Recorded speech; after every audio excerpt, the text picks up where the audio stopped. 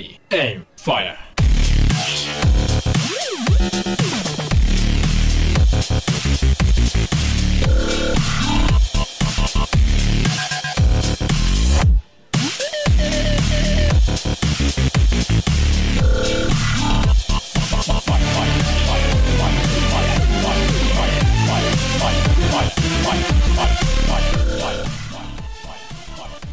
What's up, gamers? Welcome to the arcade. Good morning. Yeah. What's going on, guys? No, it's Rockstar, which I rarely get this shit, but I'm having trouble staying awake. I'm sure this is good for my blood pressure. Absolutely sure. What's up, news team? What is up? I don't know. I'm thinking we're playing Overwatch. Yeah. That's good. Zvago leaves, of course. Now he's part of the PC Master Race. He leaves. Go figure. Stream is laggy. I think it's you, bud. I'm seeing no problems with my end. I gotta be honest with you, it is me sometimes, but rarely it's me. And if it is me, it's usually beyond my control. It's something they're doing downtown.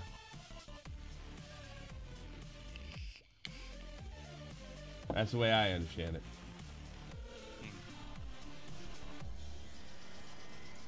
You want to play, Kowalski?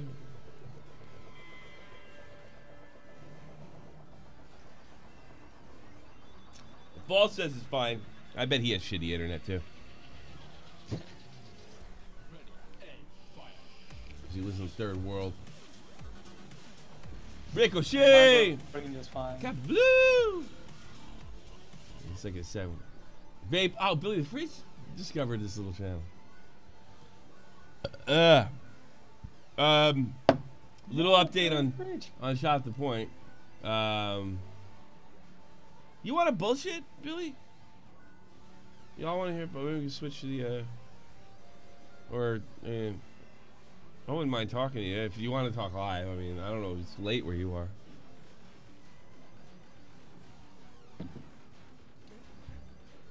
I'll go into the regular Shopping Point thing, and we can all go in there and say hello to Billy. If that's what you're up for, Billy. If you're on your way to bed, I totally get it. There he goes. All right, we'll go to the other room. Everybody move to the other room. Okay. See you online. Yeah, that's what we'll do. So Billy, just going to wait in the call when you can, and just want to say hello. I want to talk about Leafy actually. I don't know if you saw the video. Yeah, take your time, Bill. I'm glad you like yesterday's show. Today is the debate. He wants to debate me. We're gonna put it on the second channel. We got a thumbnail raid. Bring it. Bring it, bring it, bring it, bring it, bring it, bring it.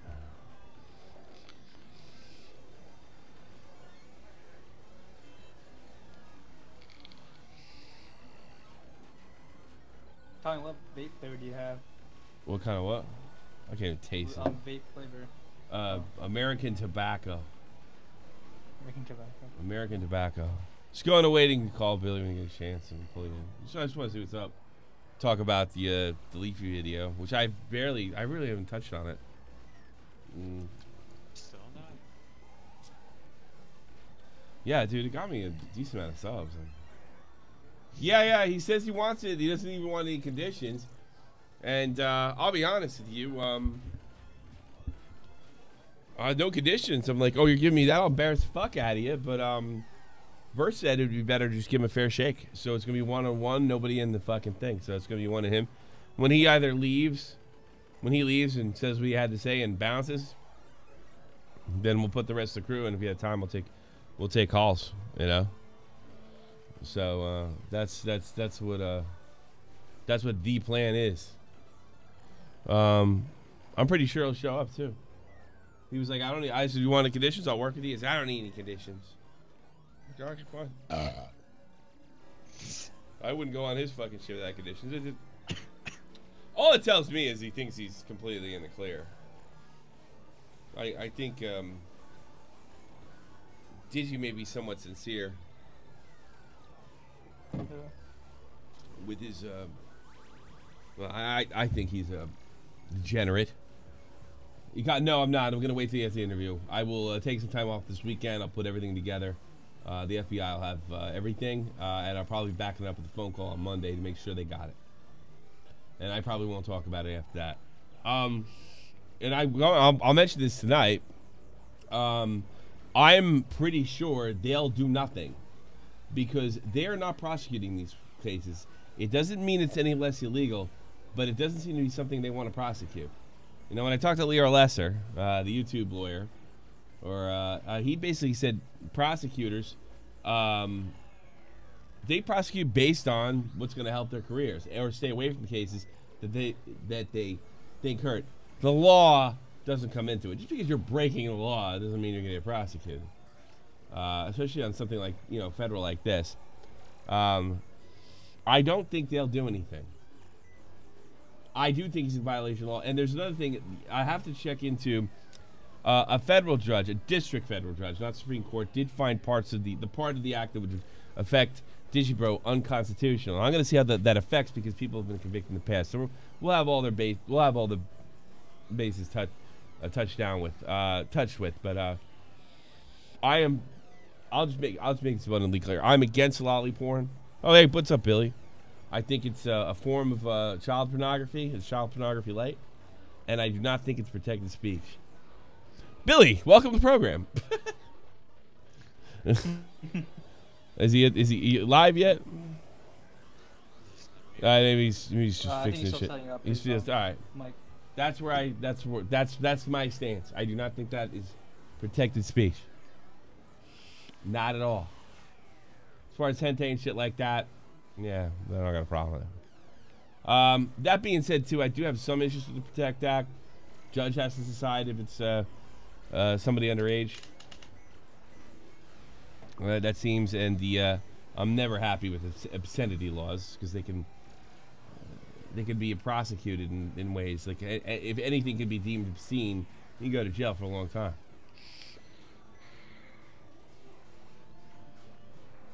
I think this law was a way to deal with shit like this. Illustrated depictions of underage sex, but it may not be at the point where it can completely pass constitutional muster. I don't know. Billy! Who's the pedo? We're playing I haven't called this guy a pedo yet, to be honest with you, Bill. Oh, okay. I haven't called him a pedo. I don't do this pedo shit, if you've noticed. It's the first one I've ever done.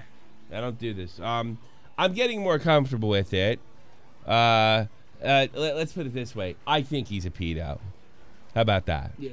I think the argument that oh no, I'm not attracted to children. I'm attracted to illustrations of children.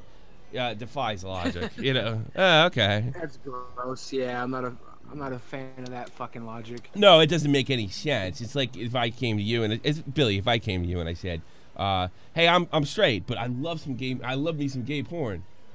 Like, I think you within your logical sphere to think I'm at very least bisexual. I mean, or you've had such a jaded sexual past. Like I heard that Hugh Hefner used to have to watch gay porn during orgies to keep his dick hard because of how weird his sex life was. Really? I don't know if it's true. Is that true? I have trouble believing that. But who knows? Who fucking knows? I'm not saying you're lying. Somebody told me it was in one of his Playmate wife's books. One of the girls that he was on the TV show with. No, I'd never bothered fact checking it, but just hearing that made me think is it because he had some latent homosexual tendencies, or was it because he'd literally done everything? And then because I remember I think it was Beyond the Mat, Jake the Snake Roberts was talking about, he'd go on the road and he'd start doing some crazy shit. Yeah. He'd be banging 4 or 5 women and whatever, goes back to his wife and he just couldn't do it with her. Oh my God. It wasn't weird enough. That was Beyond the Mat. Yeah, I remember that. Yeah, I remember that. That was like 20. That was I used to watch that, and my wrestling friends made fun of me because that's the movie that made me smart. And and when I say smart, I don't mean literally. I mean in a wrestling sense. And Mike, when we watched Raw or SmackDown after that, if a big spot happened, they would look at me, "Hey, Tommy, was that beyond the mat material?" And just goofed on me for the next like 3 years. That's funny. Yeah, it was funny. Was that beyond the mat material? Oh, you're the sophisticated wrestling guy now, you know, because they started goofing on me because I really got into it. I got into it. I started using all the lingo and shit, and they're like, "What the fuck," you know? But yeah, I'm not a big fan of this argument. I'm comfortable. I haven't called him a pedo yet. Like, did you say the guy's name? I wasn't hearing. Oh, it's Digi Bro. It's Digi Bro. Digi Bro. He's coming on tonight. He's gonna go one-on-one. Yeah, I'm not really familiar, so I just want to make sure. Well, he's an open advocate for lollies. I don't think that's not a he's not hiding it.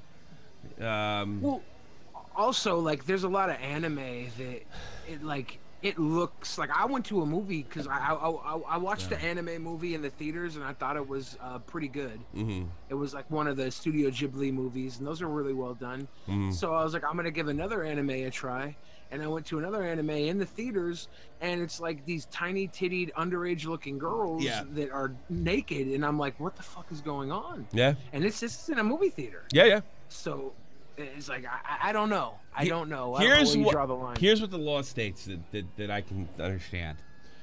Computer generated, on a computer, drawn or sculpted. If the judge, and you're not going to like this part, and neither do I. If the judge, this is the Protect Act of 2003. If the judge deems it to be, and it doesn't matter what you deem it, doesn't matter what the artist deems it, to be a underage drawing,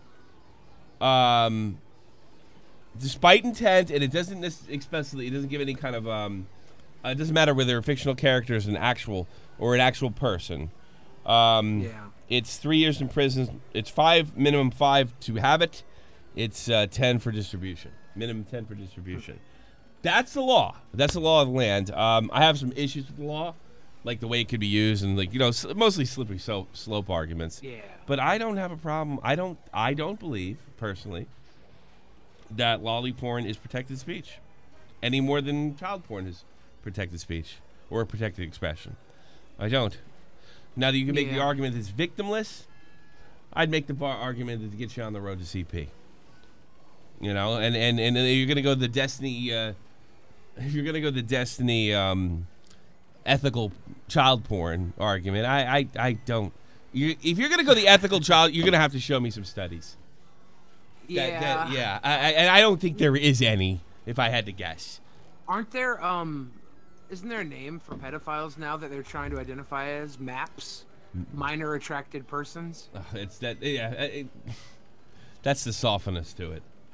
Or what's it? Get us the idea. Get used to the idea of pedophiles. And then I think there's like one where it's like, I don't know if it's non-active or whatever, minor attracted peoples, but it's people who are attracted to minors and don't act on it. But I'm like, then what does that make the MAPs if they do act on it? That makes them criminals. And that makes them a problem. Well, let's be clear. It's illegal to be a pedophile in the United States. It's not legal to fuck kids. So you could be a pedophile all you like. I would like you to tell me so I can keep my kids away from you and you can stay away from me. But yeah, there's nothing illegal about being a pedophile. It's child molestation's illegal, you know? Yeah. I don't know. It's all types of messed up to me because I don't know where to draw the line as far as the ideas of what you give them to keep them from doing it. Like if there's studies that says giving them a cartoon of a girl that's we agree. If we can get it, if they can get studies and that gets on the road and that brings down the thing is, something tells me it's bullshit though and it's not going to work. But anything to keep them away from kids. Yeah, I'm all for that. I think I'm on the same page. That doesn't exploit kids, that doesn't have kids involved. You're going to have to show me some evidence. And I think that's a goddamn tough thing to prove. You know, and I'm more than a fucking doctor saying, I'm a doctor and I say that. I know, I want to see like a study, several of them. Otherwise, I want this shit illegal. Yeah. I don't care. I'll tell you a story. I'll tell you a story. That guy Shadman, or whatever his name is. All right, he drew a picture of. This is when me and Keem and them were all together. He drew a picture of Keem's daughter, and right after that, he drew a picture of Lieutenant Corbus, who was depicted in sexual situations, excretions and all. And I got so fucking angry when I saw. I mean, I was literally losing my shit. I've only told this story recently. Yeah. Then I found out Shadman was German, and then I heard he lived right around here. And I did. I said I went right to. I was like, because I don't know if I had any information correct. Keep in mind, I was told he was like in my city, right, or very close to it. And I told Clown, give me his address. I'm gonna knock on his door. And he said, what are you gonna do if I have it? Because he said I don't really have it. I go, I'm going to talk to his parents, like right to his face. I'm gonna embarrass the ever living shit out of him. Not gonna hurt him. Yeah. I'm not, but I wanted to, believe me. And how old is he? I don't know. I've heard so many different things. That was 2 years ago, and I've heard so many different things since then. But yeah, I'd walk right. I would walk right up to him. And when I saw what he did to Corbus and Keem's baby girl, it still enrages me to this day. No, it's definitely. And like it's beyond decency. It's like if you would have whooped his ass, I would have probably bought you a beer. It crossed my eye. Doesn't he wear a mask? Yeah. I thought I could find him. But I think all the information was bullshit. I heard he didn't list part. He was already out of the country at the time. But I heard a rumor. No, I heard he lived in Mines, which is basically... I live like in a twin city. So it would have been a bus ride. And I had nothing better to do. When I saw what he did, especially Keem's little girl, because at the time, you know, I really loved Keem. So seeing Keem's little girl, it still makes me mad. I got to be honest with you. It still makes me just as angry as it did then, despite whatever happened since. Yeah, it makes me sick just talking about Another thing is, me and Dave, we were doing Shot from the Point for the time, and me and Dave thought we were going to go after him, and then Dave and me realized we can't, because our daughters will end up in his fucking list. Yeah. You know, and then, like, I remember Clown called me, and he said, I guess we're going after this guy, and I was like, I don't think it's a good idea for a couple of reasons, all right? If he throws at us, we'll throw it back, but me and Dave have daughters, all right? Dave and I have daughters, and I got to be honest, if we go after him publicly, all he's going to do is draw more, and I think he'll do more damage. I think we'll see a Corbus picture, but with Keem's daughter right after that. You know? Yeah. There was nothing sexual. There's nothing deviant about the ones that were like Keem's daughter was in. It was just, I don't know, a creepy like embrace between them two, you know, drawn, but it wasn't anything. But it was just weird to see. Maybe I was reading into it, but it was like really, really weird to see. No, it was gross. It was intrusive. It's the last thing you want to see as a father. Yeah, I'm sure. Yeah. I'm not a father. Well, the thing is, I thought by keeping quiet it would protect Keem's daughter and Keem, and it kind of did work. It was only one drawing, and then he kind of moved on, and then like I think he tweeted me, and I didn't respond to it, and he kind of like floated away. You know, but I did. I absolutely wanted to knock on his door and confront him. Absolutely. Not with violence. Yeah. You know, but it wouldn't have took long to get there. Yeah. And I just want to embarrass and humiliate him. You know what your son does? And I think I could handle that conversation in German. And I just show the pictures. Like get a bunch of prints. Yeah, that's what your son does. See, acting a little girl. That's my friend's that's my friend's little girl. I could have said that all in German. No problem. What's up, bitches? What up, first? What's up, bitches? Bitches, yeah. It's 1990. What's up, Billy? What's up, pieces? So that's where I'm at, Billy. How you been? Oh! Have you talked to Leafy since he reappeared on Skype? I talked to him just before VidCon, and I was going to go meet up with him. Mm-hmm. And he messaged me like the day before I left for VidCon, and I didn't catch it. I didn't catch it for like 3 weeks. No shit. And then I messaged him back, and he hasn't hit me back yet, so... Really? He called me about 2 weeks ago. Was it 2 weeks? Yeah. And I told him, make sure you fucking talk to Billy and Clown, because let him know your life. But he actually already talked to you by then, because that was a week or two after VidCon. So I said, make sure you talk to Billy and Clown, because they want to know you're fucking okay. And he seemed okay. And then I did a video with Emperor Lemon, and I was like, look, I was about to do a video. Somebody's interviewing me about you. Here are the questions. I read them to him. I go, I thought you were never fucking ass was never coming back. So I was pretty comfortable doing this, but I go, I read the questions. If you don't want me doing this, I won't do it. And I read him the questions, and he said, yeah, go for it. Yeah. And strangely enough, Clown also did something, but he did it in writing. I did it in audio for this video. You should go check it out, man. And I think I already watched it. Did you like it? I mean, it wasn't bad. He made a lot of good points about why his channel died. Did you watch the second? Overlook. Did you watch the sequel, the one I was in? Maybe I didn't. Okay. I kind of fast forward to the first one a bit. Oh, you didn't like it? The first one's like an hour long. Yeah. The second one's an hour long. Second one's an hour long, but the second one's more like a podcast. The second one isn't as long, and you should just. What I did is basically just watched Clown's response and Tommy's response. Well, I'll definitely check out the second one. I haven't seen the second one. It's just when I saw the first one, I started watching it, and then I started fast forwarding to see where he was going with it. And I think I watched the solid last 20 minutes, 30 minutes of it. So yeah, he's a fan. I don't think he's not out to get. There's a real hunger to get Leafy back out here. I mean, I think if Leafy... Oh, I know. There is such a hunger to get him back out. And, yeah. He doesn't want to. No, he doesn't want to. Yeah, he's enjoying not being a part of it all. His response to me was almost like... And he told me I could talk about this. Like, his response to me is like, how do you do it?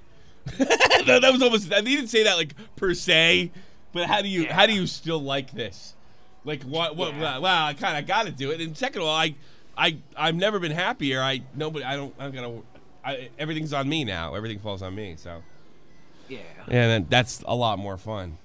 But he's not in a bad place, and I think that's good. That's what's most important. Like letting people know that he's not in a bad place, and a lot of people are like, he should have had a goodbye video. He should have did this. He will never do a goodbye video in a million fucking years. Would he ever do that? That's too personal. He'd have to show some feelings. Last time he tried to do a goodbye video, he came back in 3 days. 3 days, yeah. It's like it's just not in him now that he's away. He's basically, it's basically like he's away from drugs. And if he comes back to do a fucking any sort of video, he'll probably hopefully he won't get hooked back into it again, because I don't think he wants to do it. I think the reason he was doing it for so long was because he was very successful at first, and he just got in the mood of making videos. It was like an addiction almost. I think you're right. Make a video. See, I didn't realize that. That's a Clown said in his part. I didn't get that. I didn't get that feeling. But I saw it as keeping score, like getting the high score in Pac-Man. Like he was really into that. That's totally something that he was into it for at first. That's what kept him going. Like he didn't want to be famous. He never wanted to be famous. He made a video because he was complaining about people DDoSing his Minecraft servers when he was in the Minecraft business, and that blew up.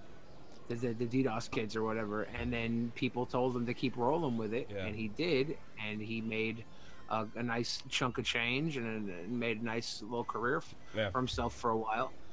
And when that changed, YouTube basically made it very hard for him to win. Yeah. So when the game updates and you can't... Exactly. That's what I called it. In the video I saw that he played Quake 3 and then Quake 4 came out and he didn't like Quake 4. That's the way I saw it. That's really what it came down to.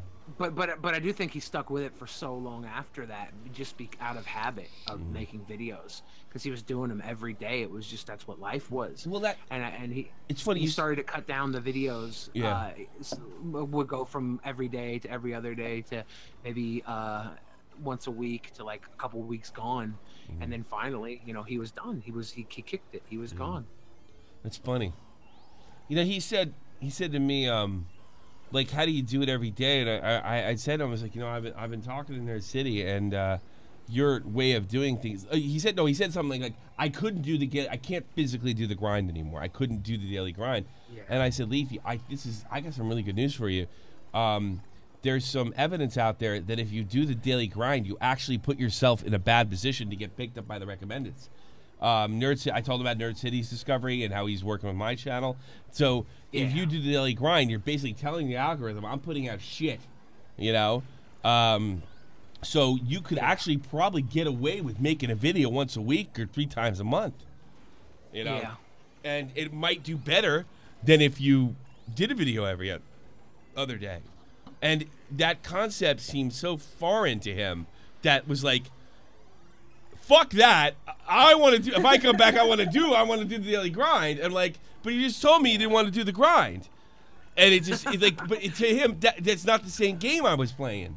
You know, he wants, I think at some level he wants to go back to 2015, 16, 17 and play the game. It's a game. Yeah. But well, even then when he was winning like crazy, the very first time I hung out with him in real life, one of the things he told me was, he was like, you know, I just want to hit like $5 million. Once I earn $5 million, I just want to disappear from everything for like a year, and just play video games and become like a pro gamer or something. Yeah. He's like, that's all I need. He's like, give me $5 million and I'm done. So he already had an end game, you know. Yeah. I tell you something. I think he would be really interesting for my money. See, I wasn't crazy about his old content, especially the stuff with the kids. I could never defend it. But I got to be honest with you, there is so much more depth to him personally, just like in a regular conversation. Like, I would, call yourself LeafyisHere, but do Calvin videos. I think it's like some of his insight and the way things work, and I think that's like 10 times more interesting. I think Calvin has way more interesting shit to say now than LeafyisHere ever did. And I would love to see him come back to some sort of angle like that. But, I mean, I just don't.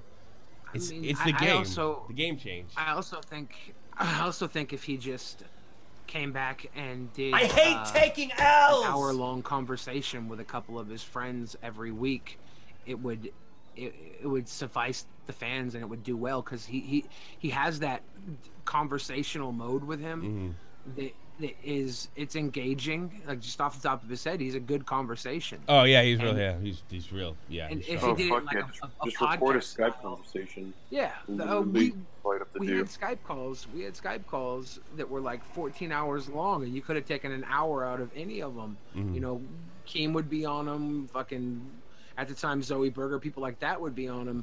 Grade A, Under A, everybody would be on these fucking calls. Yeah. And any hour of these could have been cut out, and it would have gotten 1 million views on YouTube. It was solid. That was the original idea for Bait, called Meme Chat, right? And that it was based on those conversations, if I'm not mistaken, right? Yeah, it is. That's too bad that we're missing out on that. I'd almost want to hear that, because when I tell people. Leafy's really, really smart, and I'm not lying. Like, he's ridiculously bright. When he's really, really interesting, he has really good insight. And they're like, "What the fuck is that? The guy that makes fun of retarded kids?" I'm like, no, but you gotta understand, like, he's not the same guy. You know, it's different. I mean, but at the same time, he's not that far away from that guy. If that guy was a real human, you know. Yeah, it's like, true. No, he still makes like those comments that could be looked at as like talking shit to people. Like, he loves. Well, I mean, to be fair, we all talk shit and jabs. Yeah. So it's not like what he was doing wasn't authentic. It's just I didn't. So much more to him that he doesn't put out there. Yeah, I think you're right. Yeah, I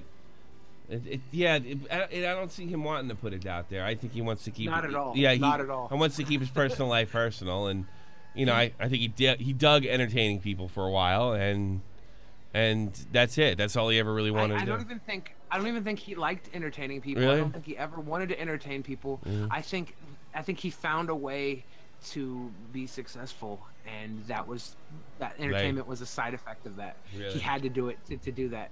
He found his way into it, because even right now, like, he didn't want to show his face at first. He started showing his face, started doing face cam videos. He never got comfortable to the point where he calls just doing a video a face cam video, you know. He's like, he still called it a face cam after he'd been on video for like half a year doing that. Yeah, here right. and there. He never got comfortable in that mode. He's like, I just don't know how you do it. I don't know how you are comfortable just being on camera and letting people watch you. Like, he's like, I look at myself. I don't want to watch me. He's like, it's just weird. It's funny because he said, "Have you gotten?" He said to me, "He goes, have you gotten recognized yet?" I'm like, once in Birmingham. She's like, "How was it?" Great. And he just went on. I'm not gonna say what he said, but he went on and how much he fucking hated it and how it still happens. Yeah. He's like I really don't understand, you know. Yeah. And he said I don't understand. Like, to me, it's the ultimate compliment. Well, yeah. I remember we were outside of his place downtown Seattle, and he came up to me and he's like, "Hey man, this guy over here, he noticed us and he wants to take a picture with us. Do you mind?" And I'm like, "No, it's cool, dude. Let's do this. Let's do it, yeah." And then we're taking the picture, and like he's not really sure what to do, so he invites them to come to dinner with us. Oh shit! I fucking love it, you know. I stepped on my cord. Hang on. Oh shit. Got it. Oh, I'm back. Oh, that's fucking funny. Hey, and they were chill. Well, yeah. He was like, we're actually gonna go eat down the way here if you want to come with, because he didn't know how to end that interaction, you know. Yeah. Yeah. There's no really good way. And they were actually cool. They're like, no, we're not for you. It's we're gonna go about our shit. Like they handled it. They were probably surprised too. Yeah. They were like, what the fuck? When I started hanging out with Leafy in Seattle, he hadn't left his house more than like to go to the local Target, you know, to go shopping and stuff. He's like an old Jew in New York, you know. It's like, it's not like he has no adventure. Like when he started doing YouTube, when his YouTube started blowing up, he was in Europe. He does. He backpacked through Europe. Yeah, and he's telling me about that. To kind of roll through YouTube. Yeah. So when he got to Seattle, he was just so buried in YouTube that like leaving the house for anything other than like food or coffee or whatever, picking up prescription type shit, like that was why he'd leave. He'd come back and he'd work on videos. Yeah, man, that's exactly it. And he was just all about that life. And I respected the shit out of him because of how analytical his mind was. He overthought everything he did. Yeah, like when he came on the Baited episode, he had a whole list of questions set up that questions you guys might ask him. Yeah. So he'd be prepared to answer them. He had this whole big long list, and then it ended up just being like a back and forth argument with no real questions between him and Keem. Keem was never gonna make it. He was like, I did so much preparation for this. Well, I mean, it's funny. Keem did. I'll give you Keem did this. Keem was nervous going into that, and he did a lot of things. I said, Keem, you have this. His ass is hanging out. All you have to do is ask if Nick Cash is lying. If Nick Cash is lying, that means like then what do these conversations mean? And Nick Cash was saying that he had more information at the time, you know. Or if he's telling the truth, you got him. I say you got him both ways. All you got to do is you got. I know where you're going with the Cash, but at that point in time, as far as the public was concerned. I told Keem that's all you need. You don't need to outscream him. You just have to ask him a question. I think Calvin would have been prepared for that question because him. Oh, he got it. He got it, and he tripped, and he tripped. And I gave that question. I gave to Keem, and then I backed it. I think I only has 2 questions that episode, and I think, although he was awful nice to me that day. That was the day we moved in here, to be honest with you. I didn't sleep for fucking 24 hours waiting for him. And he was so cool. And I remember like, wait, he's really a human being. You know, he's like a real life guy. He was so nice to me. And I wanted to kill him. I wanted to put him out of his misery at that time because I was ride or die at that point. And he I don't even know where I'm going with this exactly. I just I wish I guess I wish with my perspective then and my perspective now, I was really out for blood then. I wasn't about content. I was about blood. And I wish the whole thing could have been worked. Looking back, I wish everybody could have benefited. But, you know, at the end of the day, all of us, and I deserve this as well, we're just a bunch of fucking snakes trying to fucking get ahead. And that disgusts me personally. You know, and you could throw me in there. All of us. That's kind of what that community turned into, though. It's like, just a snake pit. It started out, everybody was friends. You know, iDubbbz, Ethan, they were all friends with Leafy and Keem. They were all connected. And snake pit. Slowly, people started going for each other's heads. Sure. I wanted in. I remember talking to Real Talk well before I knew anybody. It's like, I could hang and debate with these guys. I could do it. I could hang with, just by some weird turn of events, it happened. But I'm not proud of that. I'm not proud of that episode. I'm not proud of. And I'm not defending Leafy at the same time. I think he deserved a lot of the hate he got. But at the end of the fucking day, the sheer amount that he got was a little ridiculous. You know what I mean? Well, I mean, it's whatever. Like that guy made a. He won.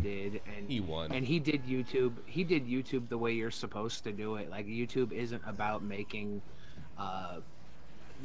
It's not about making cinema level content, you know. I agree with you. The YouTube as a platform is about delivering what you can to the fans, the people creating content for people to watch. And as long as you deliver to your fan base, it doesn't matter what your content's like. Doesn't matter.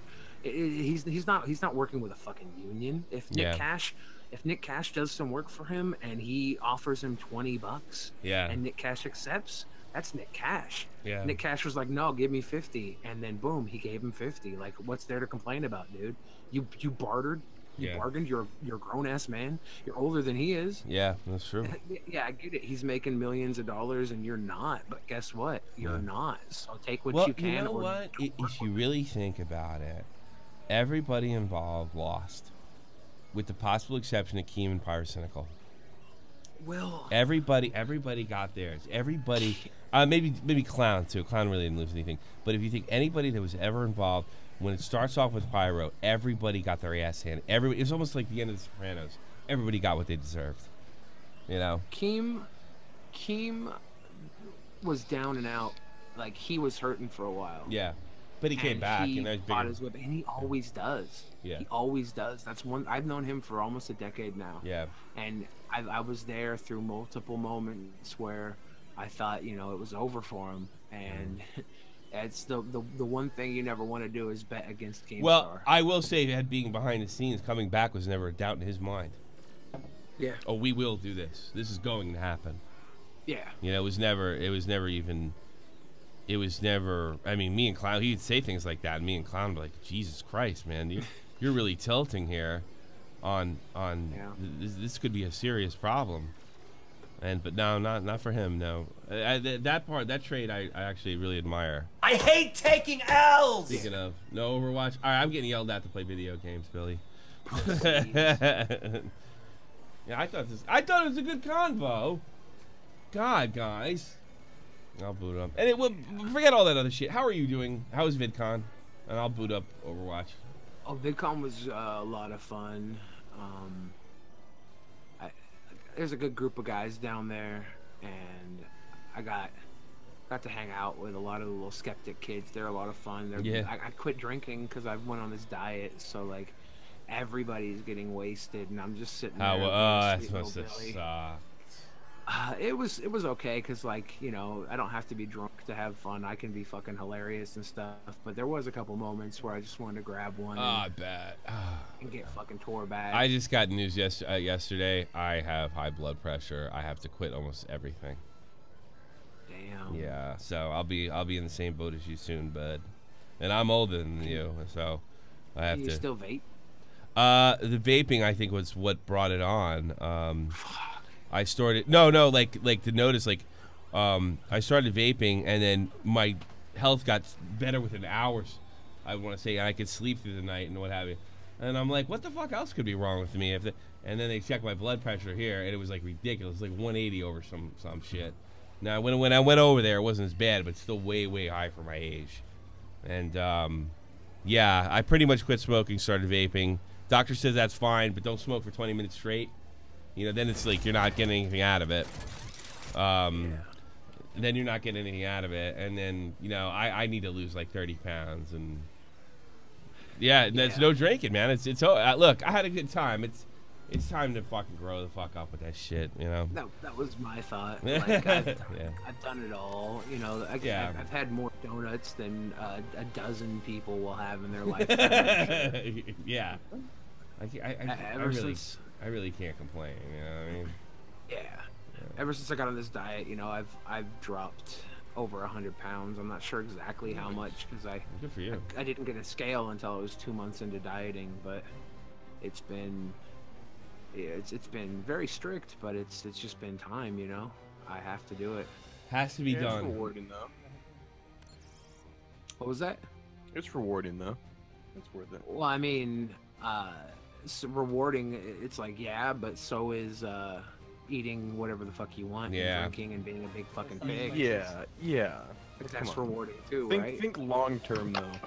Yeah, but who thinks long term? Yeah, fuck that. Thinking long term is like, life. yeah, you know what? The problem with thinking long term is, and I get where you're coming from because you're all of 20, but thinking long term is like, I submit, I'm old, like I'm tapping out. It feels like a tap out. No, like, don't tap out. I'm saying no. I'm not. I don't think me and Billy are saying you're wrong. We're saying you're right. It still feels like you're giving up on youth. That's what it feels like. It's like I quit. I'm an old fart now. Give me my high blood pressure, imagine. Give me my colonoscopy. I mean, to be fair, you're 41-year-old fucking man, right? yeah, but nobody wants to admit that. Get it? And one day you won't either. You know, one day you'll think, yeah, Tommy handled the fucking 40 pretty well, and I'm about ready to go to a psychiatrist because I can't grow the fuck up. There you go. How about that first? I'm about to be 35, and fuck! Stop! Yeah. Don't do that to him. No, I'm surprised. Yeah. Billy, you have a baby face, Billy. I do, but the one thing is when you start to lose weight, your age catches up with you because your fat's not stretching your skin out. I'm gonna look like someone's dead. Don't tell me that. Now I don't want to lose weight. That's what I thought, right? I was like, I'll be young forever, literally. Yeah. Yeah, because I've only got a year on you. Yeah. Billy, did you ever get that copyright strike taken care of? With the drunken peasants? Yeah, with with my music. No, the one your street. Yeah, something. No, they're saying that they're not counting my fucking own song as clear for me to play. They're like, we don't think that you have the right to play your own fucking song. And I'm like, which song did they claim? Song Seattle Love Story off my album Old Fashioned. The guy who produced it, he used it for his mixtape, so he put it on his mixtape and he's got it claimed. So like every time I use it, I get a little copyright strike. It's not like a real strike. Yeah, I know. I get those. Yeah, but it's just like do I call the guy and bitch to him over what potentially is only like 24 cents if I not even public with a video? Like it's just tedious that they're telling me that I can't play my own fucking song because the producer of the song put it on an album he put out too, a compilation album, you know? Yeah, I got you. Yeah. It's like, more of a pain in the ass than anything, really. Well, it's not even a pain in the ass. It's the point. The song says it's my song. It says him the name, Billy the Fridge. And I'm like, I'm Billy the Fridge, and I should be able to play my fucking song. And they're like, CD Baby says you don't have the right. And I'm like, well, I'm gonna go to CD Baby headquarters, it's just south of here, or Portland, Oregon. Get the fuck up. Yeah, I'm gonna knock on the door. Over here? Yeah, he's over Portland, man. Yeah, I didn't know they're over here. Fuck. I'm gonna go in there and I'm gonna grab him by the throat and I'm gonna say, look, it's either you or Shadman, dude. One of you's gotta die. One of you. All right, players. Wait. One last question. How was it being slapped by Kirsch, by the way? Oh, she slapped my heart, dude. Not that bad. Not that bad. She slapped me right in the heart. Yeah. Kirsch. Yeah, she does that to a lot of guys. No worries. I'm not a lot of guys. It is frustrating. Like it is frustrating going out with her and having like a normal adult conversation, and there's just guys looking at her. It doesn't even matter. Like, they could be like guys in their 50s and 60s, and they're like all ready to talk to Kirsch, and it just fucks up whatever you got going on. You know, I'm not saying like trying to get in Kirsch's pants. I'm just talking about like, yeah, I agree with you on this, and I would do this if I was Leafy or something. And then this dude is just like staring at her, and she's like, "Can I help you?" And then it turns into a conversation. It's really fucking annoying. I was out with her and Barbara for you to see, another YouTuber, and these two dudes were like drunk as shit, and they kept trying to get up in our business, you know. Yeah. And we ended up having to run them out of the bar twice. Really? Over Kirsch? Over Kirsch? Yeah, well, over Kirsch and Barbara, yeah. They were trying to get in. And Kirsch probably wouldn't have minded, but I wasn't trying to have them suckers up in there. And Barbara was like, nope, get them the fuck out of here. Yeah, I don't get it, yeah. Yeah, Kirsch is super, you know, Germans are like actually pretty friendly when it comes to like partying in that environment. So it's like, it's kind of yeah, she was the one that brought up the orgy. It was like, oh, Kirsch, that doesn't surprise me at all. No, she's a sweetheart. Yeah, she sure is. She sure is. So what are you playing? Fucking Overwatch? I'm playing Overwatch. I haven't played in about 2 months, and I honestly, it took me a long time to play because fuck. I'm sorry, I was in the middle of a battle there. It took me a long time to play because that fucking hamster bugs me out. Like, I feel kind of gay with the hamster. I don't like it. I don't like the fucking hamster. It's just your age talking. I just went up against the hamster. It didn't go well, and I was embarrassed. I don't want to go. Kids these days, they don't understand. A magical hamster. This isn't gay. This is just the way it is. Magical hamsters, that's fine. At least I got. For the kids, I just got killed. At least it was by a sniper. And I just shoved a bunch of them off. Sniping. No, a magical hamster. I don't like magical hamsters. It's stupid. So he's created by the same guy who made Winston. Well, I don't know. Winston's fucking gorilla. It's cool.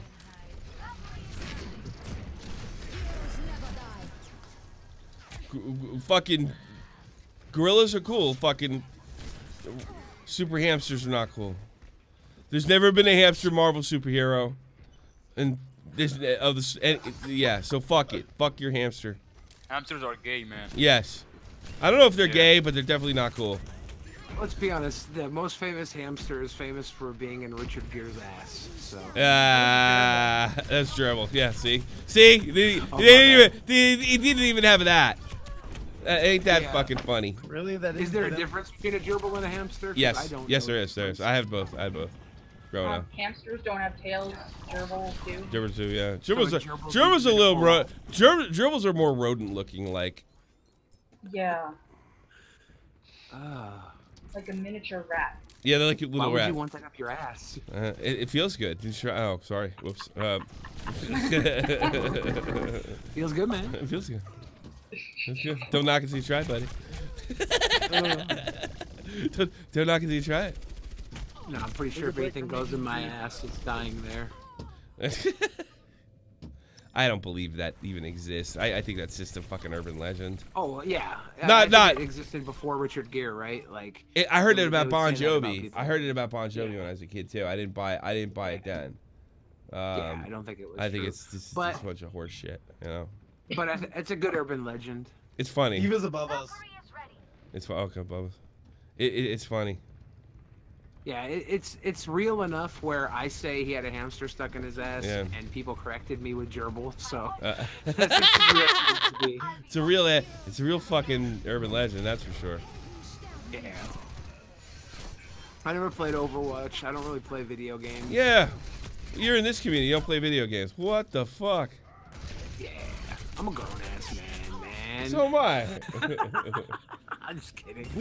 So am I. Hey. Hey, if you earned you a couple extra bucks, you might do it. I have a problem with gaming. Like, what's that? If I start, I get like I can't stop. It's unhealthy. Really? So like, if I get into a game I really like, I'll spend just days like no sleep. I'll just go. The only game I was like that with is World of Warcraft. Every other game I was able to put down. You know? Yeah. Every other game I was able to fucking deal with it. I've heard about people having problems like that. Yeah. It's almost hard to It's like believe, what- to be honest with you. When I was a kid, my dad would just like smoke crack and play Tetris for like 3 days, so I kind of took it up from him. So you had a rough upbringing? I mean, it wasn't that rough. It wasn't like my dad was smoking crack and beating me. That's Tetris. rough. You had it rougher than me, for sure, for sure. I mean, there was a point in my life where I thought I was allergic to crack because every time they would cook it, my eyes would burn. It just turned out they were bad at cooking crack and they were burning it. I don't want to laugh at these. Am I allowed to laugh at this shit? Totally. Yeah. It's funny. It's funny because I survived, right? Like, yeah. I don't think there's such thing as a post-birth crack baby. Like, I don't think I could just turn into it after I'm born. No. That's crazy. The whole reason my dad started doing crack was because they tested him for weed when I was like 5. Oh, you can do this. You won't get caught in test. Yeah. Because okay. he could smoke crack and it's out of his system in 3 days. Yeah. Oh, So for he fuck's gave sake. him weed. God. Is this a Minotaur? What is that thing? Yeah, there we go. Ugh. What is that thing you're shooting? It's just a Big fucking thing. It's a Are you sniper. being arrested? I'm kind of playing half-ass, to be honest with you. You know me, I can't walk and chew gum at the same fucking time. Yeah. Shit. But yeah. Well, it's good. They had a good time. Are you working on a new record or any kind of release coming up, or? I want to start on it, but I haven't. I'm thinking about starting something soon. I just have been. I did a big move and a bunch of other things, and now I'm finally just getting my free time back. So. Okay. What about what do you with the state of YouTube lately? Are you like, what do you think of the Fousey thing or anything else that's going on? I think Fousey was out of his fucking mind, and it's hard to be out of your mind when you have money because you can do what you want when you're crazy. I want to know what happened to the guy that he told to fucking quit his job and become his personal driver. Like, he offered him what, 50 grand? Yeah. That guy get any money?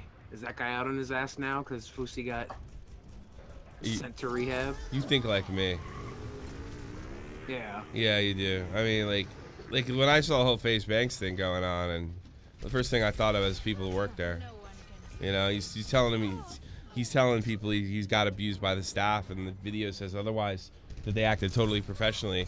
And I'm thinking that was the first thing I thought. Like, man, I thought you come from the working class. Why are you dumping on these fucking kids? You know. So you think like me. Yeah, I hope that guy got his job. In the worst case scenario, he got 50 grand. He go back to work. Cause I drove a cab. If you quit, if you could quit one day, and if he did, I hope he did. He better have. I don't think he got the 50 grand. I think Fousey was spending. He's promising everybody houses. Yeah, this is part of the illness. It's because he's fucking crazy, dude. Yeah. He's out of his fucking mind. Yeah. I think what happened. I think what happened is he got a blowjob from Tyler Perry and his mind broke. What he realized the best blowjob he's ever got was from a man. Yeah, good pay. Fuck that hamster.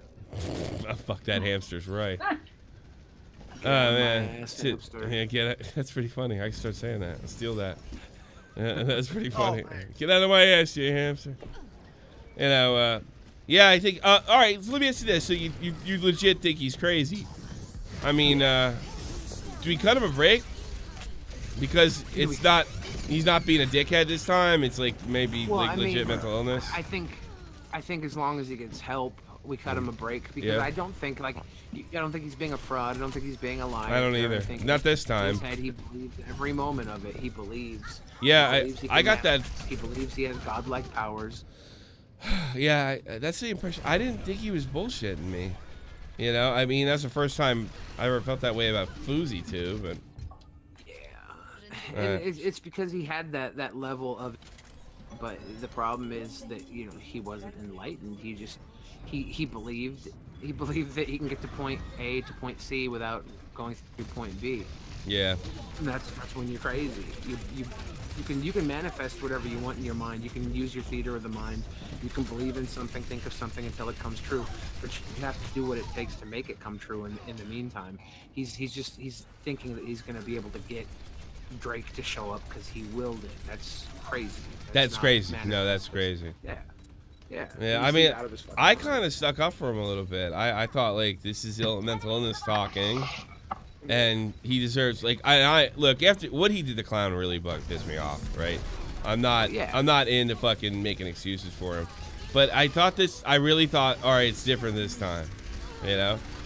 Well, there's another thing that needs to be pointed out is that he wants to be a motivational speaker, but he can't even live by his own fucking words. The second Sam Pepper questioned his sanity, he flipped out on him and called him a little fucking punk bitch and tried to go street on Sam Pepper. Yeah, it's like, pretty much it, that's right? not a motivational speaker, that's a punk ass bitch. Yeah. You're a punk ass bitch. Yeah, you can't take any criticism.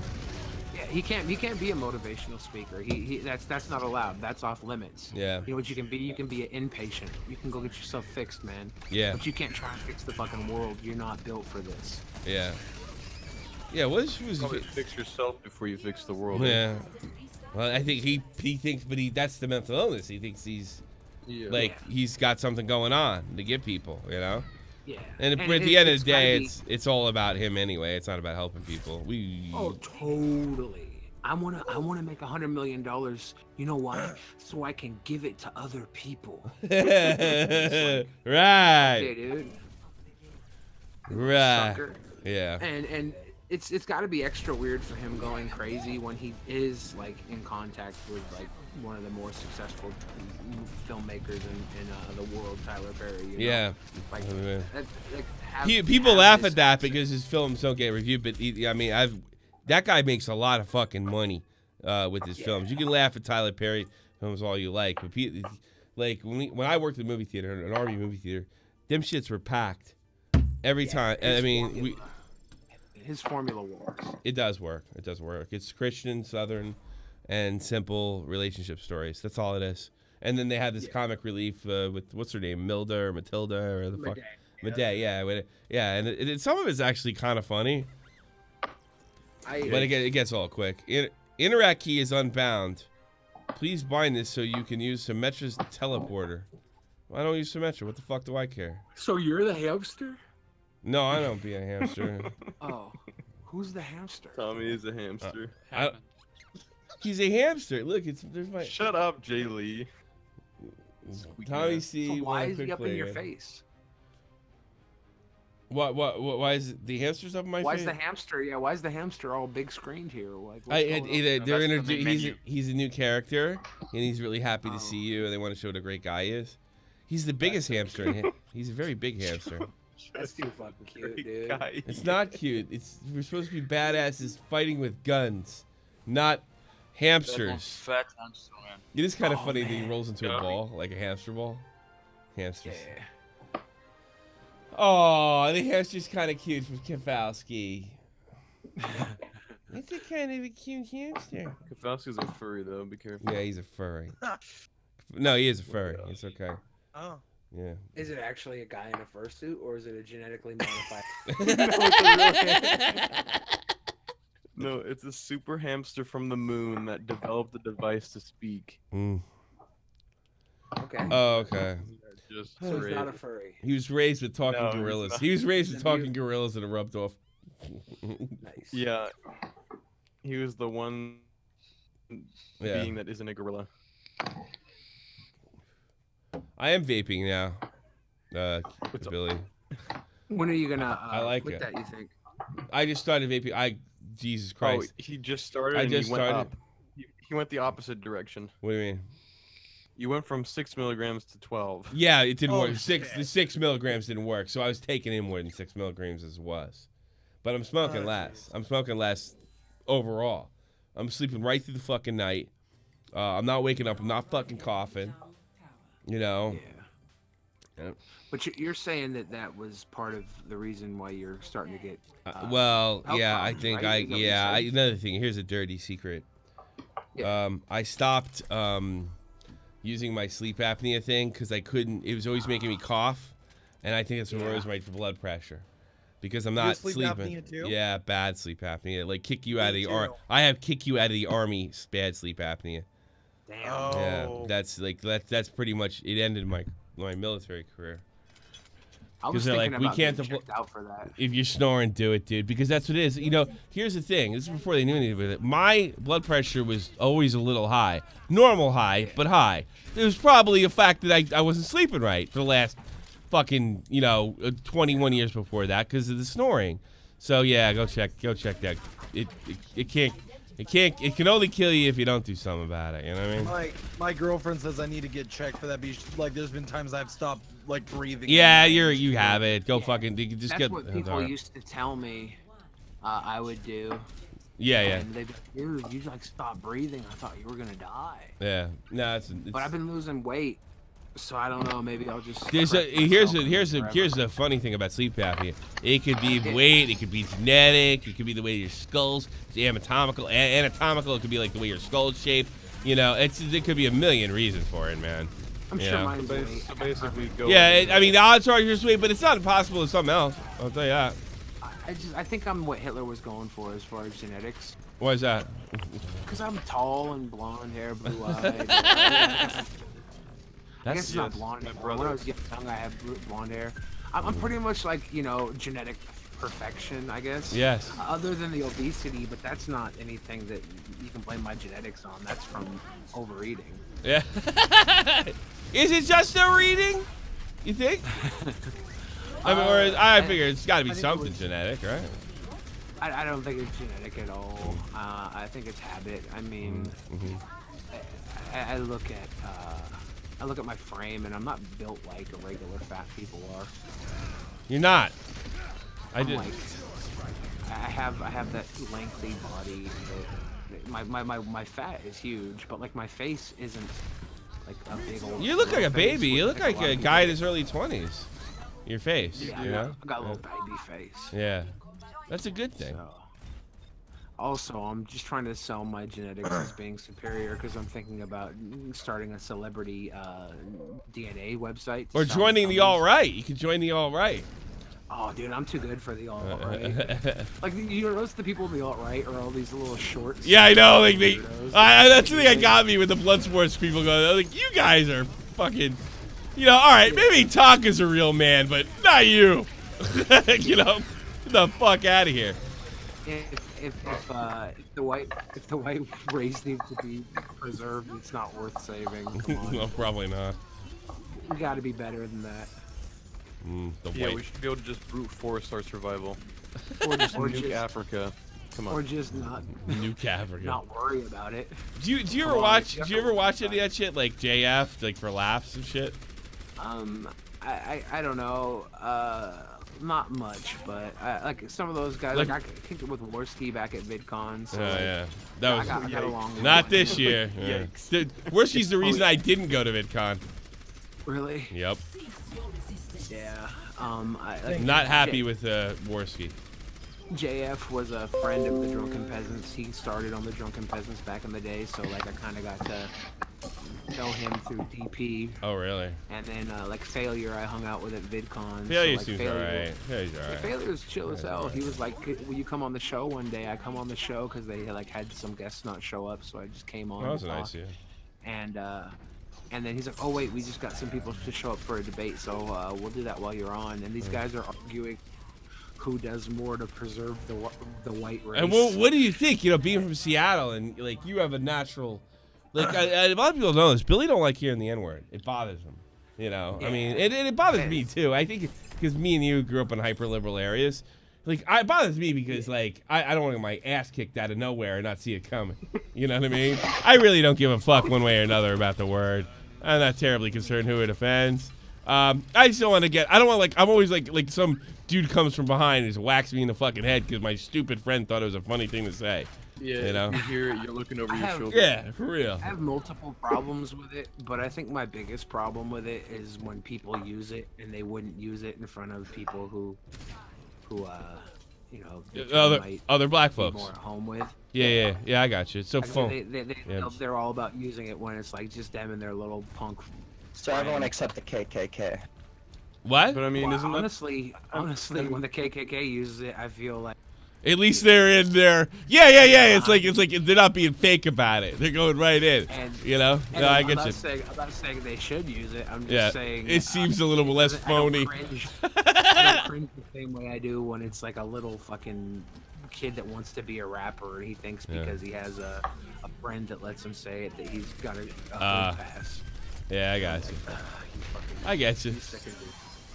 But I don't like the word at all. Like, and at VidCon this year, a bunch of people, the Skeptic House, were like, "Ooh, I didn't like it," and they were like, they just started chanting the word at me. What did you do?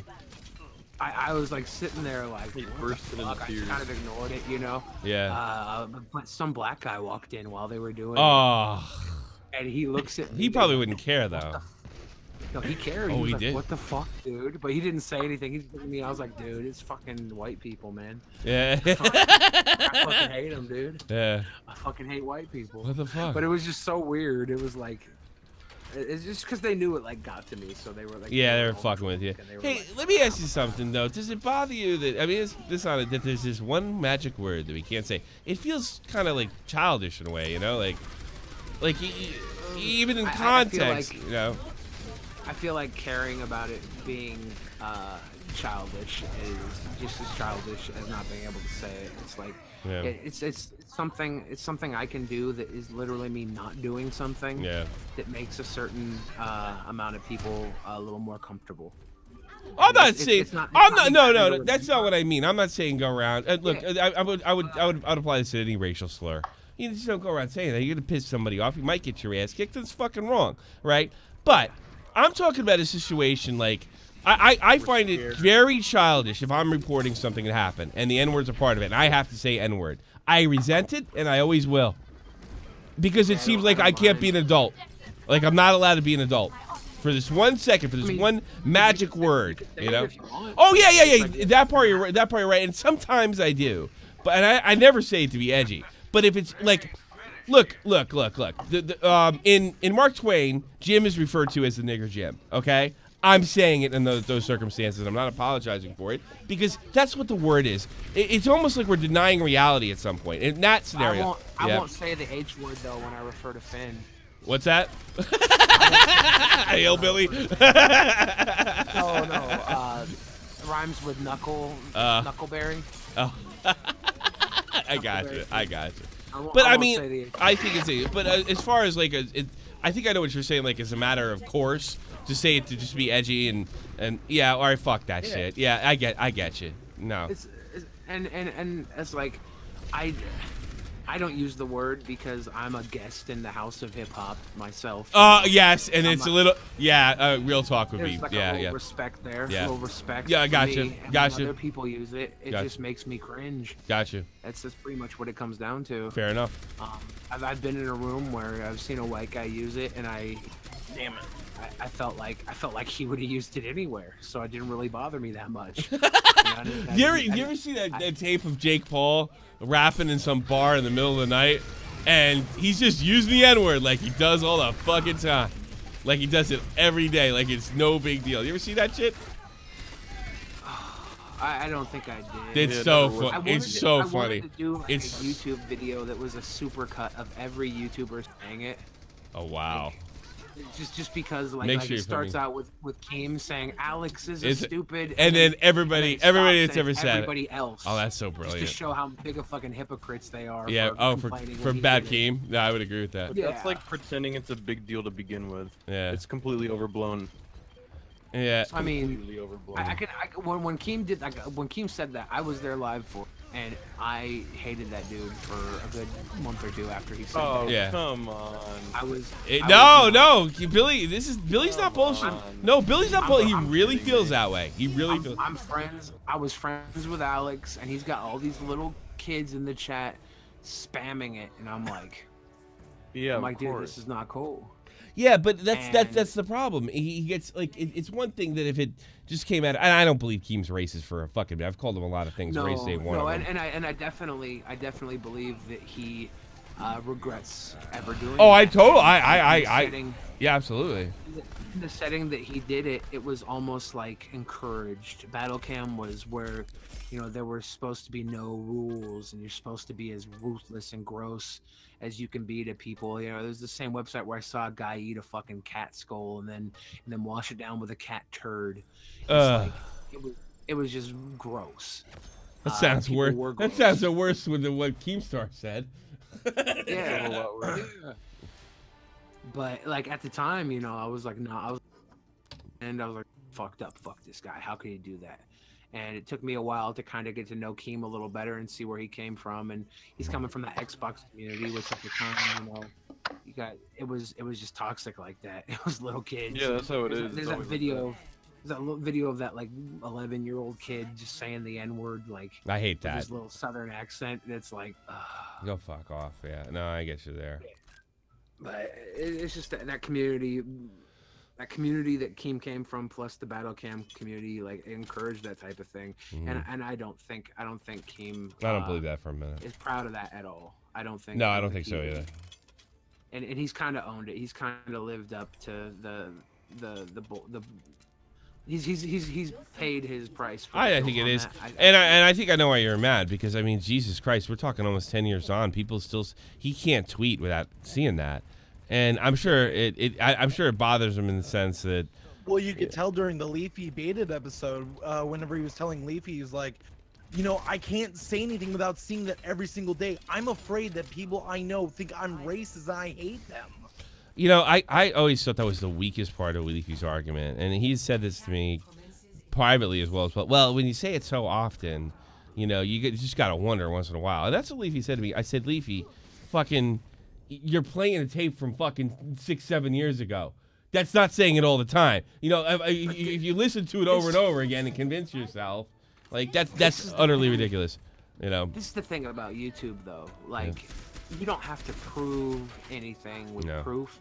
You just have to convince your followers. That's it. No, you're right. Everybody takes shit out of context. No, everybody flips words. Everybody plays that little sly bullshit game. If you watch Content Cop, you know. Even iDubbbz, he's not like some full-fledged. He's not above it. Everything. No. He does what he does because he's painting a picture. He's creating content. He's creating entertainment. He's not the actual fucking police. He's not actually prosecuting YouTubers. Yeah. He's putting them out there. And when you see a clip like that, you know, you want to if you want to tell a story that Keem's a bad guy, that's a good clip to fucking play. And to help your story along. No, no doubt. But I don't know that iDubbbz ever called Keem racist. Like he said, you're a bigot. No, I don't think that he ever did in that whole thing. No, but he did use it for a joke. Yeah, for a joke. He did have the Alex in the cave, right? Like, oh, of course. Yeah, but I not have it in there. Like, you don't have to straight up call him a racist to insinuate that. Yeah, but at least that was funny. He definitely insinuated. No, I'll give you that. But I never got the feeling he believed it. It was more of a did it for the meme type situation, you know. And you really just have to show the clip. Yeah. And it Jesus. Well, at this point, it's so popular. Everyone knows it's from fucking battle cams. It's not Keem going on a racist rant against blacks. Yeah. Isn't it? I mean, if you use your brain for like 10 seconds, you can realize, like, you'll know. Yeah. Well, but nobody uses their brain when they hear that type of thing. No, that's true. No, but for in the instance of Keem, it's literally impossible not to. But you know what, Verse? N-bomb for a reason. If you have to explain it, it almost like it sound worse. Well, it was that time and it was that place. Yeah. Like, get the fuck out of it. It was 2010. You know. When was it actually, Bill? Like what year was it? 2000. Because I just made that number up. I think it was 2010 or late 2010 or early 2011. Gotcha. It was late 2010. Gotcha.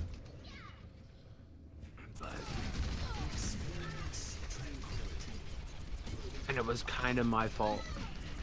Oh, was it? No, I heard that Alex did it. He was putting him. Wait, was it you? Well, Were you fucking with him? The night before, no, I wasn't fucking with him. But the night before, Keem came on, and I was kind of new to the website, and he hadn't seen me before, and like, I was getting a lot of the fan base, and he was like, "Fuck this." He was like, "Be here this time tomorrow," and he brought his entire army in, and he shut the site down with all of his FAG army. He shut the site down because I was like outranking him the day before. Oh yeah. And he brought everybody in, and the mods were kind of like not a fan of it because it was so much trouble that was going on. Alex was a mod at the time, and so like some of the mods were fucking with Keem, and he thought Alex was the one fucking with him, and it started like this big war with Keem and the mods. They ended up having Keem get moderated or whatever. So it was just the way that'll kind of work. People were stirring up shit and drama.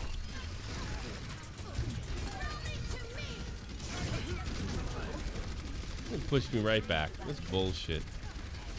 It's a crazy time. That battle. You ever think about making that movie? Find an investor for making that movie for your road trip.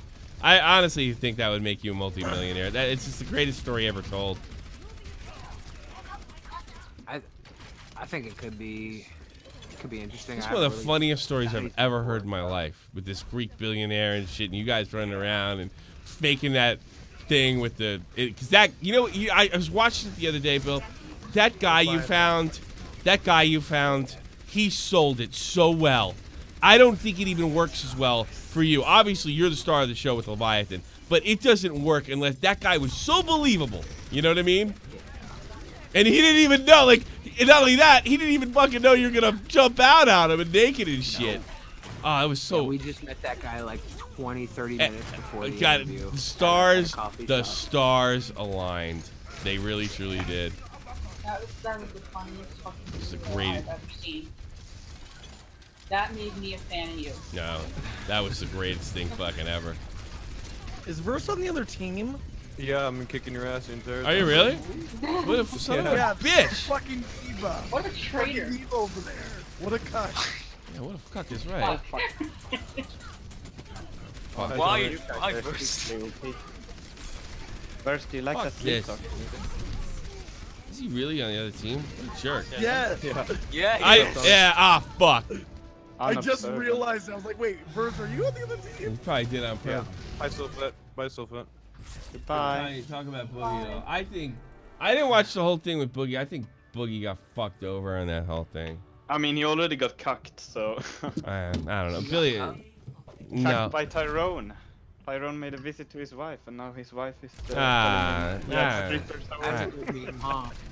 mean, it's true. It's not a meme. I can find you the picture. Oh, is it true? Yes. Is it true? How is it true?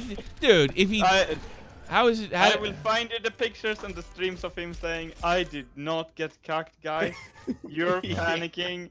She's fine. She's coming back to. She's coming back home soon." I don't know. And she's posting pictures of her and the black man in the bedroom. Stop beating Boogie. Boogie's got problems, man. I'm sorry. I think. Yeah, he does. He's really been making a lot. Yeah, I don't really care, Tommy. I'm glad he can. I'm glad he can entertain you. I'm glad he died. Yeah. Oh, stop. No. Boogie died yesterday. Boogie, stop. Cool off. Hey. Really, cool off. Because Billy's close. Exactly. We're showing a little respect to a guest. That's exactly it. All right. Exactly. You call me a cuck all you want. We're showing some respect to Billy. That's exactly what we're doing. You could. I mean, you can be edgy. You were edgy, right? But then you just repeated the same thing with no basis. Then you were just being stupid. I mean, sure. That's fine. I mean, if you want to talk about Boogie's sex life, there's enough of it out there. You can figure out that he's doing okay after his wife. Yeah, strippers making breakfast. I saw the video of his wife. He's doing okay. Yeah, I'm sure. Yeah. What's the big deal if his fucking his ex-wife now is going out and fucking meeting people? I don't see how that's a reflection. Nothing. I just think it's funny. Is she going out and meeting people? Yeah, big deal. Guess what? My ex-wife's fucking some other dude. No kidding. So will yours one, and so will yours one day. Tommy. Yeah. Did you make streams? What's talking? Did you make streams talking about how you? I don't agree. I don't know why. I don't know why he does that. I'll be perfectly honest with you, and I wish he wouldn't. My issues have always been with him were political. You know, I had problems with his contradictory political statements. Other than that, I don't know that he. I mean, he's not a bad person. I don't think he's got a bad bone in his body. You know, and I don't like, dude. And I've been through a divorce, so I mean, I sort of like identify with him a little bit. But I don't think he's above criticism. No one is. No one's above criticism. No, I don't think he's above criticism. But I mean, it's just like, I don't know. Some of this shit is just fucking. Some of it's just being mean to be mean. No, yeah, well, that's fun. Have you met Whaler? Are you fucking kidding me? Come on. Come on. Whaler's an edgy boy. Come on. I've actually never experienced Whaler, sorry. Don't encourage him. Don't encourage him. Keep going, Whaler. Go for it. Go off. Aren't you glad you showed up, Bill? Yeah. Don't worry, it's his bedtime soon, I'm sure of it. Fucking 1 o'clock or something. Yeah, fuck off. Fucking Americans, 1 time zone. Fucking American. Shut the fuck up, 56%er. Don't talk to me. Shut up, lose your country to fucking Muslims, faggot. Ah, shut the fuck up, you're dead. Yeah, exactly. You're You dead sound to like me. a young JF. Oh. Yeah, that's what I want to find out when fucking some Muslim guy starts dating first his sister. That's what I want to find out. So we go laugh at him and say if he's being cucked. Yes. But it's your sister. It's just funny. It's funny. Yeah. It's just you. Just I mean, Whaler would have to care first. That's the one issue you have, I guess, right? And I have to have a sister, you know. Oh, there's that as well. Nice old Jay Lee. Oh, epic! Oh yeah. Somebody heal me! I got the. They destroyed the thing. That was epic. Nah. Why is this ball just rolling in circles? What is this character? This guy's. He's so retarded. Oh my god, I hate him. Swedish hamster. That is literally just just rolling.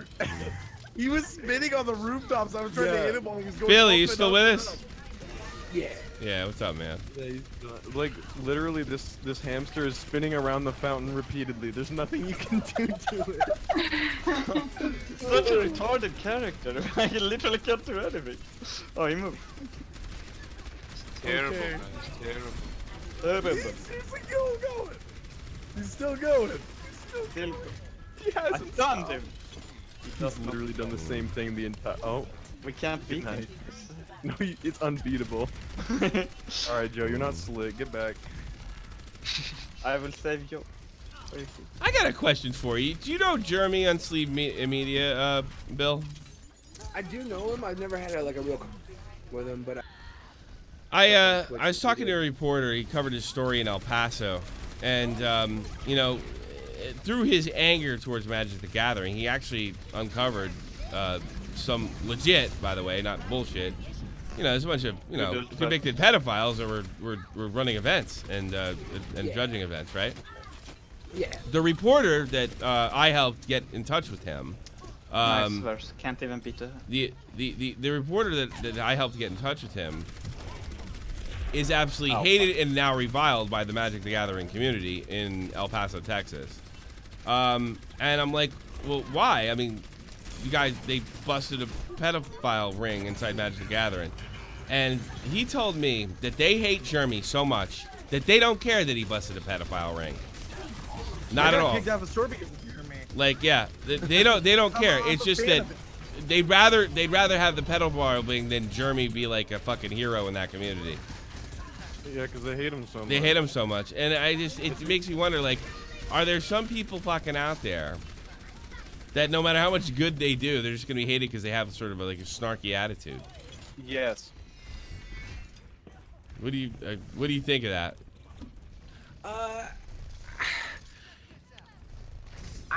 They don't want to guy, and they haven't for a while. So anything he does is going to be looked down upon. They're going to say this is a witch hunt, and you can find pedophiles anywhere if you look that hard. The guys that are pedophiles, like, they're not like straight up employed by Wizards of the Coast. That's true. Like, they're volunteers, but they're making zero effort to And there's an awful lot of them over there. There's a shit fucking ton of them. Worrying. Yeah, I mean, I'm pretty sure nowadays in like Little League and shit, they're checking that. You know, they're checking the local register before. I would think. Yeah, but with Magic, it's like to be a judge is very to get in level 1, 2, even up to level 3. It's not that hard to do, and they're looking for people all the time. They take just about damn near anybody who's willing to volunteer. Yeah. So I can understand why they're getting through, and then also they get through and they become part of the community, and maybe they're not doing that stuff publicly, which I hope they fucking wouldn't. Like, what type of psycho would go to an event and skis on little kids? Plenty. It's like what Jeremy did.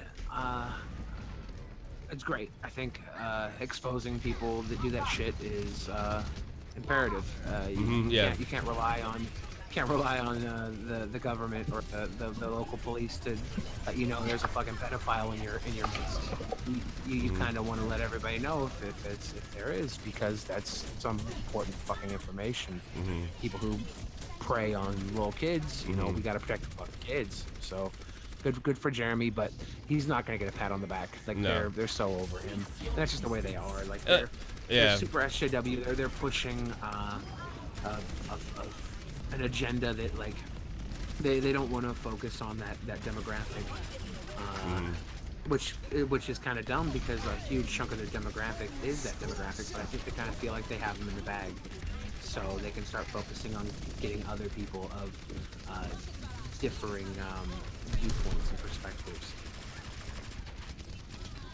That's do you have an impression? And by the way, I'm not going to pass judgment on you. Do you think maybe Jeremy I'm detecting it in your voice.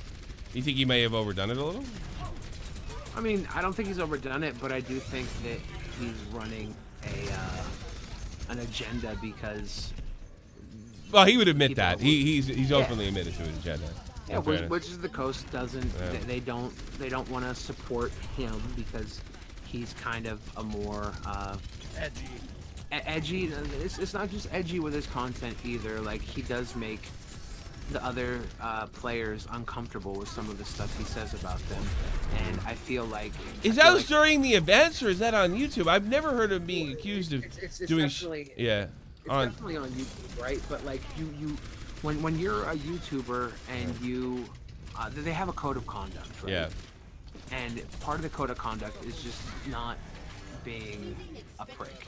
Yeah. And there's not some sort of super rule. It's just like, hey, be a good Joe, be a good that's person. fucking rude.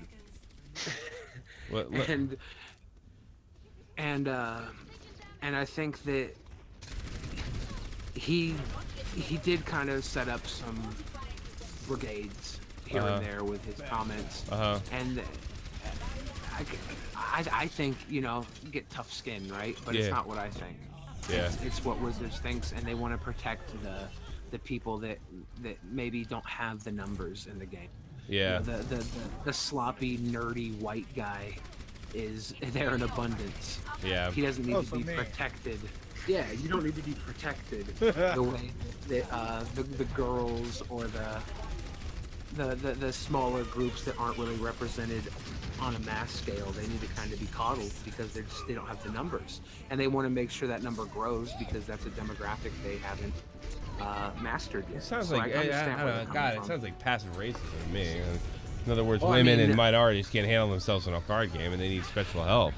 You know, well, I mean, it's not even about not handling themselves. It's about they don't have the numbers playing the game, right? They're not represented like everybody else is. It's just that's the way it is, and they want to protect them being there because they want to see that number grow. They want to see that part of the demographic grow. And if they don't feel comfortable, like if you go to a card shop and it's a bunch of smelly, fat, fucking nerdy dudes talking shit, you know, you might not want to come back. You probably. Okay, so you think there's a financial reason for it? I think it's partially financial. I think it's also that like Wizards of the Coast is in Seattle, right? Like this is there you go. This is liberal this land. is the world we live in. It is liberal land, and you know, they're hiring transgender people. They're trying to be very progressive in a lot of ways, and they don't have tolerance for people who ruffle the feathers, and it's a fucking game, so maybe they shouldn't have tolerance. But they don't seem to have a problem ruffling feathers to their own ideology, and if that's the case, like, why are they any different than Germany? Because they seem to be doing it themselves pretty much. Germany just seems they're different. They're different because it's their game, right? Okay. Like they're the ones putting it out, and if you don't like the way they're doing it, then don't play the game. I've gotten to the point where I really I don't want to spend money on the game, and it's not because of the things they're doing. It's because the game seems to be less and less entertaining to me. Really? They're taking it different ways. They're putting out a lot of product cash grab, and it's always been a money pit, but it was a money pit that I enjoyed for a while. I just don't enjoy it anymore. Well, Germany's actually advertising other games now and stuff. Yeah, that's good. Yeah. There's a lot of good games that are popping up from what I hear. That are competing with it. Yeah. And, that might be a little more open to people. I've actually never played it. I think I'm too stupid to play it. You know. I started playing it when I was 11, so like, it's more of a for me than anything. Like I don't love the game, but I have a lot of fun playing it, and I know how to play it. And there's no learning curve for me to play it because I've been doing it since I was a kid. With these other fucking games, like I go to play Fortnite, and I don't know what the fuck I'm doing. I'm fucking decent from those games. I never played shoot 'em up bullshits. Like, I used to play Turok on the Nintendo 64, and that was like the last time I really played some games in that realm. Gotcha. I don't do it. Crazy. It's not your bag. I'll play anything. It's not. Yeah, but I don't like anything. I don't like anything else. You know, I don't like anything other than multiplayer games. The multi. Yeah. I don't. I gotta compete at some. Even if and I suck. Believe me, I suck. But I really like the Street Fighter and stuff like that. Oh, like me too. I just dropped $400 on a fucking arcade stick in it. Yeah, it's dope. I just like having it sit in front of my computer. People are like, "What's that?" It's like a talkie fist. It means I'm a bad. It means I'm Justin Wong. That's what it fucking means. You know. Somebody got me a Nintendo Switch around Christmas time. That was nice. And I've played it like maybe I don't know, a few hours when I first got it, but since then I've played it like twice since maybe February. Yeah. It's like I don't. Well, you can play Fortnite now. That was one of the times I played it. I downloaded Fortnite, and I'm like, what am I doing? I don't know this game at all. I'm a fucking idiot. So I'm hoping the Smash Brothers comes out because that's something I would. Yeah, that's coming out soon. Fuck it up. Yeah. No, they're probably alright. I played some Pokken tournament on it. It's like Pokemon Street Fighter, basically. Tekken Street, or Pokemon Tekken or whatever. That was fun. I like that. Just because it's a fighting game. I'm into that shit. Guys, I'm leaving the group. I need to fucking like get some water and relax for a second. This game's giving me a fucking headache. I'm gonna go SJW a little more. I don't think you go SJW. I think you're fine. Difference of I think you're fine. And I'm gonna go Cuck Boogie too because that's thing. Nah, no. I look. It was one thing that like when you came on the show and we're fucking debating something. It's different when you're a guest here and you know. I see. Yeah. I mean, everybody says the Cuck Boogie meme. I'm not yelling at you. I'm not yelling at you, Whaler. But I thought it was. You knew they. I don't know if you knew they were close, and I didn't think it was thought it was disrespectful. Yeah, I knew. That's why it was funny to me. Yeah, but it's. Oh, he knows. Listen, let me tell you. Okay, you did know. So like Billy. I mean, I also want to know. I didn't set things up this way or anything like that. Oh yeah. I'm gonna drop the DMs later, Billy. Don't worry. You will see. I'm not worried about it either way.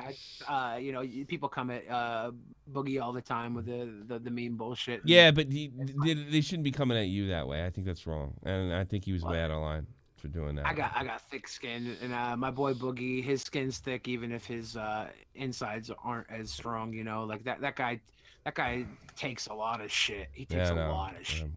and sometimes it gets to him, and sometimes it doesn't. And I can respect him because he still comes back for more, even when it fucking does get to him and it breaks down. It seems like he's moving away from politics and still fucking fall. He's still. It's been a weekly thing for the past 6 weeks with him. It's just like, you know, and I like the one for me, one for my hooker. I think I fucking memed the shit out of it. I thought it was fucking funny as hell. Yeah. You know, he knows what he's doing. Like, he's not a fucking simp. He knows people are talking about him. Yeah. He throws shit out there because he knows it'll get people talking about him. If anybody has any questions about Boogie, he'll probably answer them before too long. He seems to be pretty open about everything. You think that's a problem? Do I think it's a problem? No, I think that's how he lives his life. Yeah. Content that's how he engages his audience, being open. I don't think he can do it any other way. Gotcha. I think that's the type of character person he's become. Well, you know, just to stick up for Jeremy a little bit. I was ready to bury him when Jeremy was coming on the second time, and he said to me, and this is what an asshole Jeremy supposedly is. He said, "Tommy, we got bigger fish to fry, and we'll just leave Boogie out of it." I was like, "Well, I already set the fucking thumbnail on the podcast. I'm going to ask you some questions because I think he stabbed you in the back." And he said, "We got bigger fish to fry. This is not about Boogie." And he let me ask the questions, and we moved on. And then that's what he could have fucking let me lay into him, but I mean, he thought of Boogie first, and I don't know. Jeremy's kind of I don't know. I think Jeremy's another guy. Such an angel. Yeah, I know. What a good guy. Good guy, Jeremy. I think Jeremy is a good guy. Yeah, and I think he's another guy in a different way. Takes shit that he probably doesn't deserve, sort of like Boogie does, just in a different way. You know. I think that Jeremy, you know, that he's been ostracized from something he loves, and he's doing what he can. He's doing what he can to kind of rectify that as a man. And if he's gonna come and be the pedo hunter, you know, good for him. Do that shit. If he's gonna try to make his way back into the community, it's gonna be hard because people think I think he's trying. I think it's fair to say he's trying to destroy the community now. I mean, I think burn it down. He's trying to burn it to the brim, and because I think he knows he can't get back in. Yeah, so he's gonna burn it. You know, he tried everything. Let me ask you something, because you feel differently. Does it need to be burned, in your opinion, or that's just? I mean, no. It's a game. Okay. It's a game owned by Hasbro. Yeah, but I mean, look. I go to one of these events. I play the game. I go on Twitter. It's like, you know what? I don't think much of these cosplay girls. I think they're a bunch of grifters. I should be kicked out of the game for life? For my opinion? What's different? What's different with the cosplay girls getting on camera and getting people to donate them? You or I sitting on camera and doing what we do. Oh, I have no problem. That's not the point. I'm having that opinion and not being able to play. That's my issue. No, you're 100% correct, but I think it's a different story. Jeremy's opinion. You know, Jeremy says I think his opinion's stupid. I told him to his face. Who gives a shit? You know, but one of the one of the things in the code of conduct is that you don't disparage other players. But they're not players. They're side attractions. Well, the cosplay girls play too. Do they? They play the game. Like they're not. They play enough. Yeah, okay. They're part of the community. There's 4 parts of Magic, of how you play. There's the spike, which is the competitive player. Okay. There's the Johnny is what they call him, and that's the player that loves to make combos and get intricate ways to win. There's Timmy, who just likes playing his big dumb creatures. Yeah. And then there's a 4th character called Vorthos that just likes the mythos around Magic. It likes the story. It likes to be a part of it. Yeah. So they embrace the lore. They embrace all the different people who play the game, whether or not they're you know, hardcore players or what. It attracts different people for different reasons. Yeah. It could be a mixture of those people. That's the way they break it down for their player bases. And even if the girls didn't play, but they dressed up like it, they're considered a part of the community.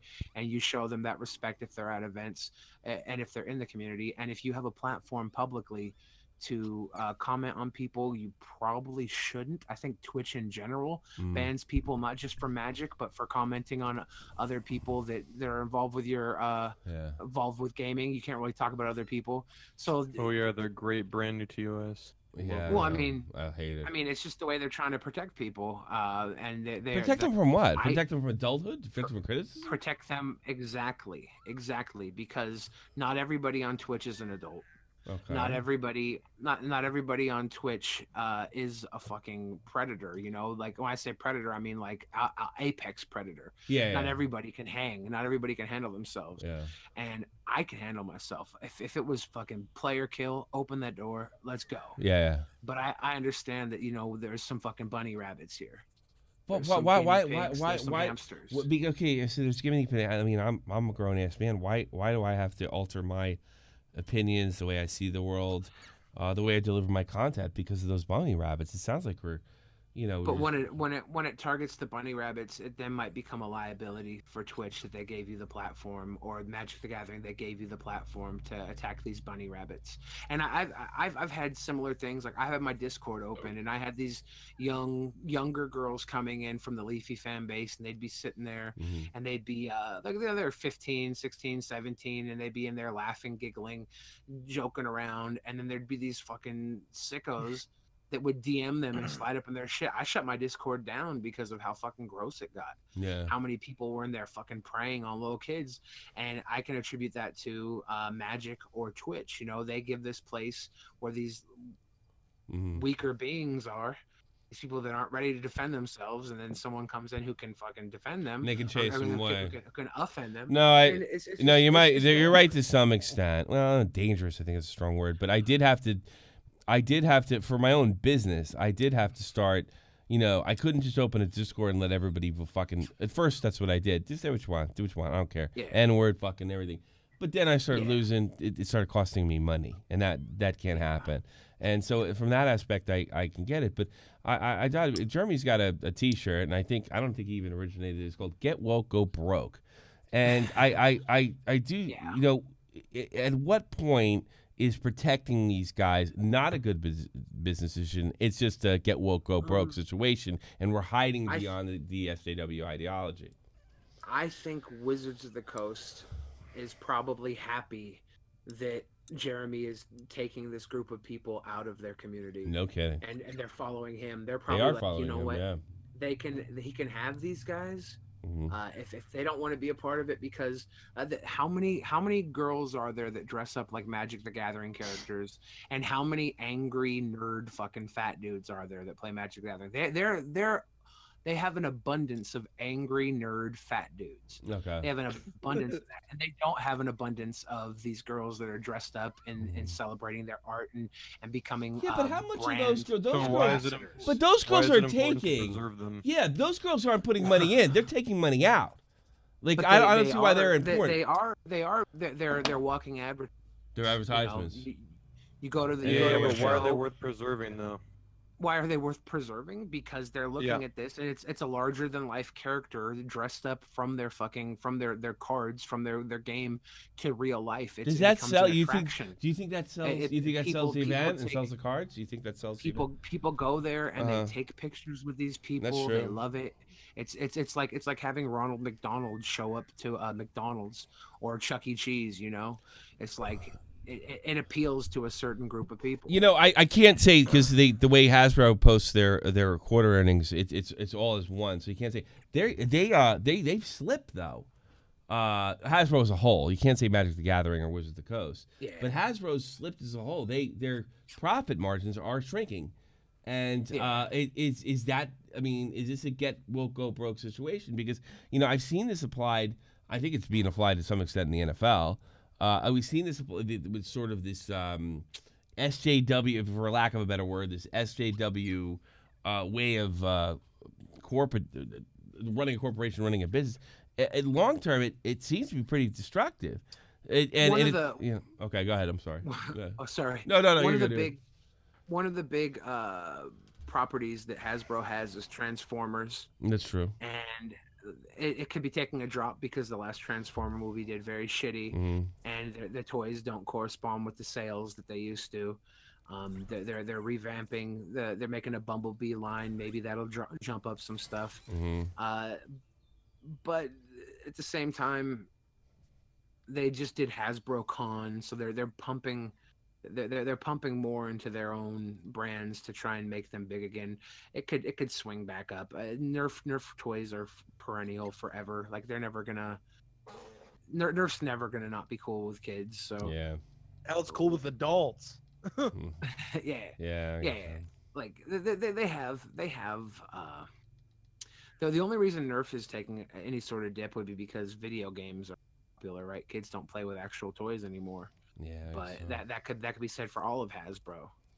It's just not the same as competing with Fortnite and Twitch. Yeah, sure. And that Magic is one of their things that actually could port over to Twitch, but it's not the type of game that's fun to watch.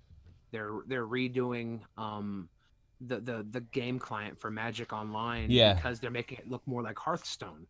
They want it to be more entertaining for people to watch. Actually, I got the early. Jeremy gave me the early. This is before he got kicked out. He gave me. I decided not to join and learn the game because of the situation. I decided that this community was not for me, and I'm wondering if.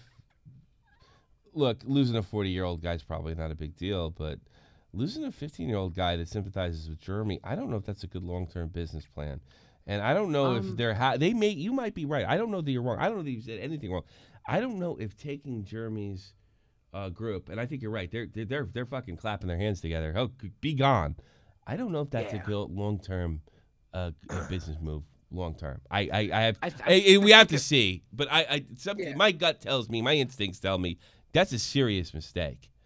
I think it can be if they really can sell this to the markets they're trying to sell it to. If this cosplay stuff gets girls more interested, cosplaying's a big thing at Comic-Cons. Gets girls into all types of shit. Gets guys into all types of shit. If girls come, good guys follow. You know, I mean, there's some truth in that too. I get your logic.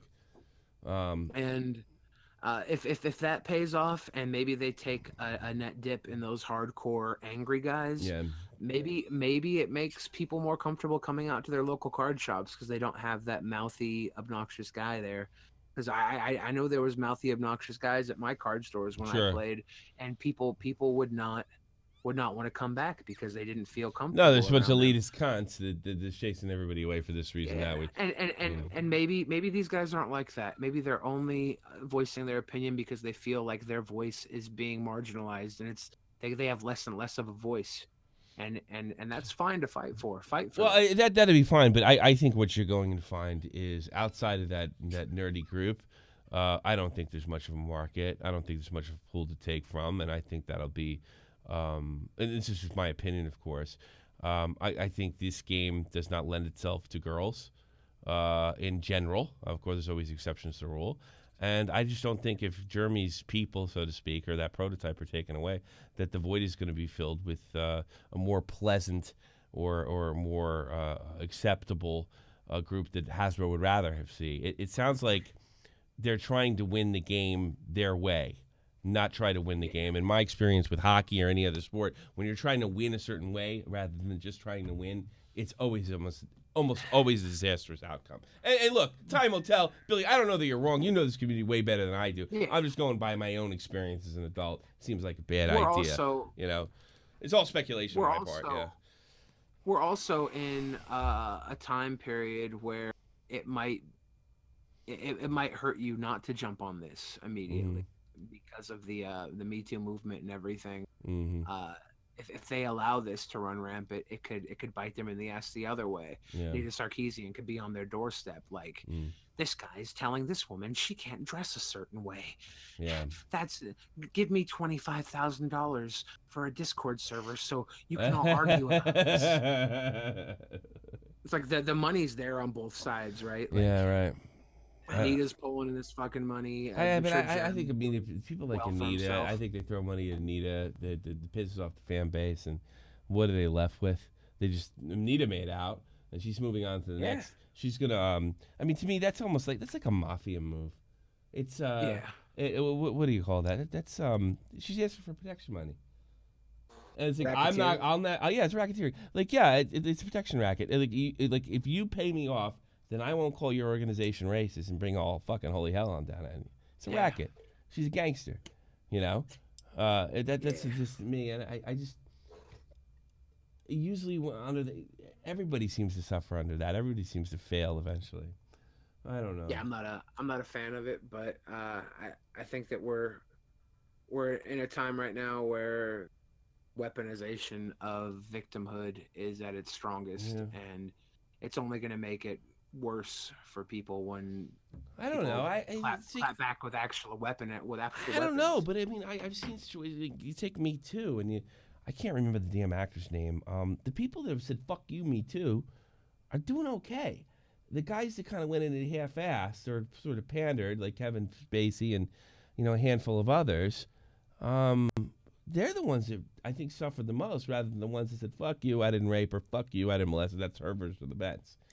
I don't know. Well, I mean, you got James Gunn getting fired from Disney, and that motherfucker. Yeah, but he got SJW'd by the anti-SJWs. I'm a little sympathetic for him. Although I do find his tweets disturbing. He shouldn't have been fired. No, I don't think so either. Especially because he has an entire decade proving that he's grown. That's the worst part about it, is he hasn't been doing this for fucking a decade. Yeah, and another thing is there's a pitcher in MLB in Milwaukee. I mean, he got suspended for saying some wacky stuff a while back. He's in his 20s, says some dumb stuff between the ages of 16 and 17, like most of us do.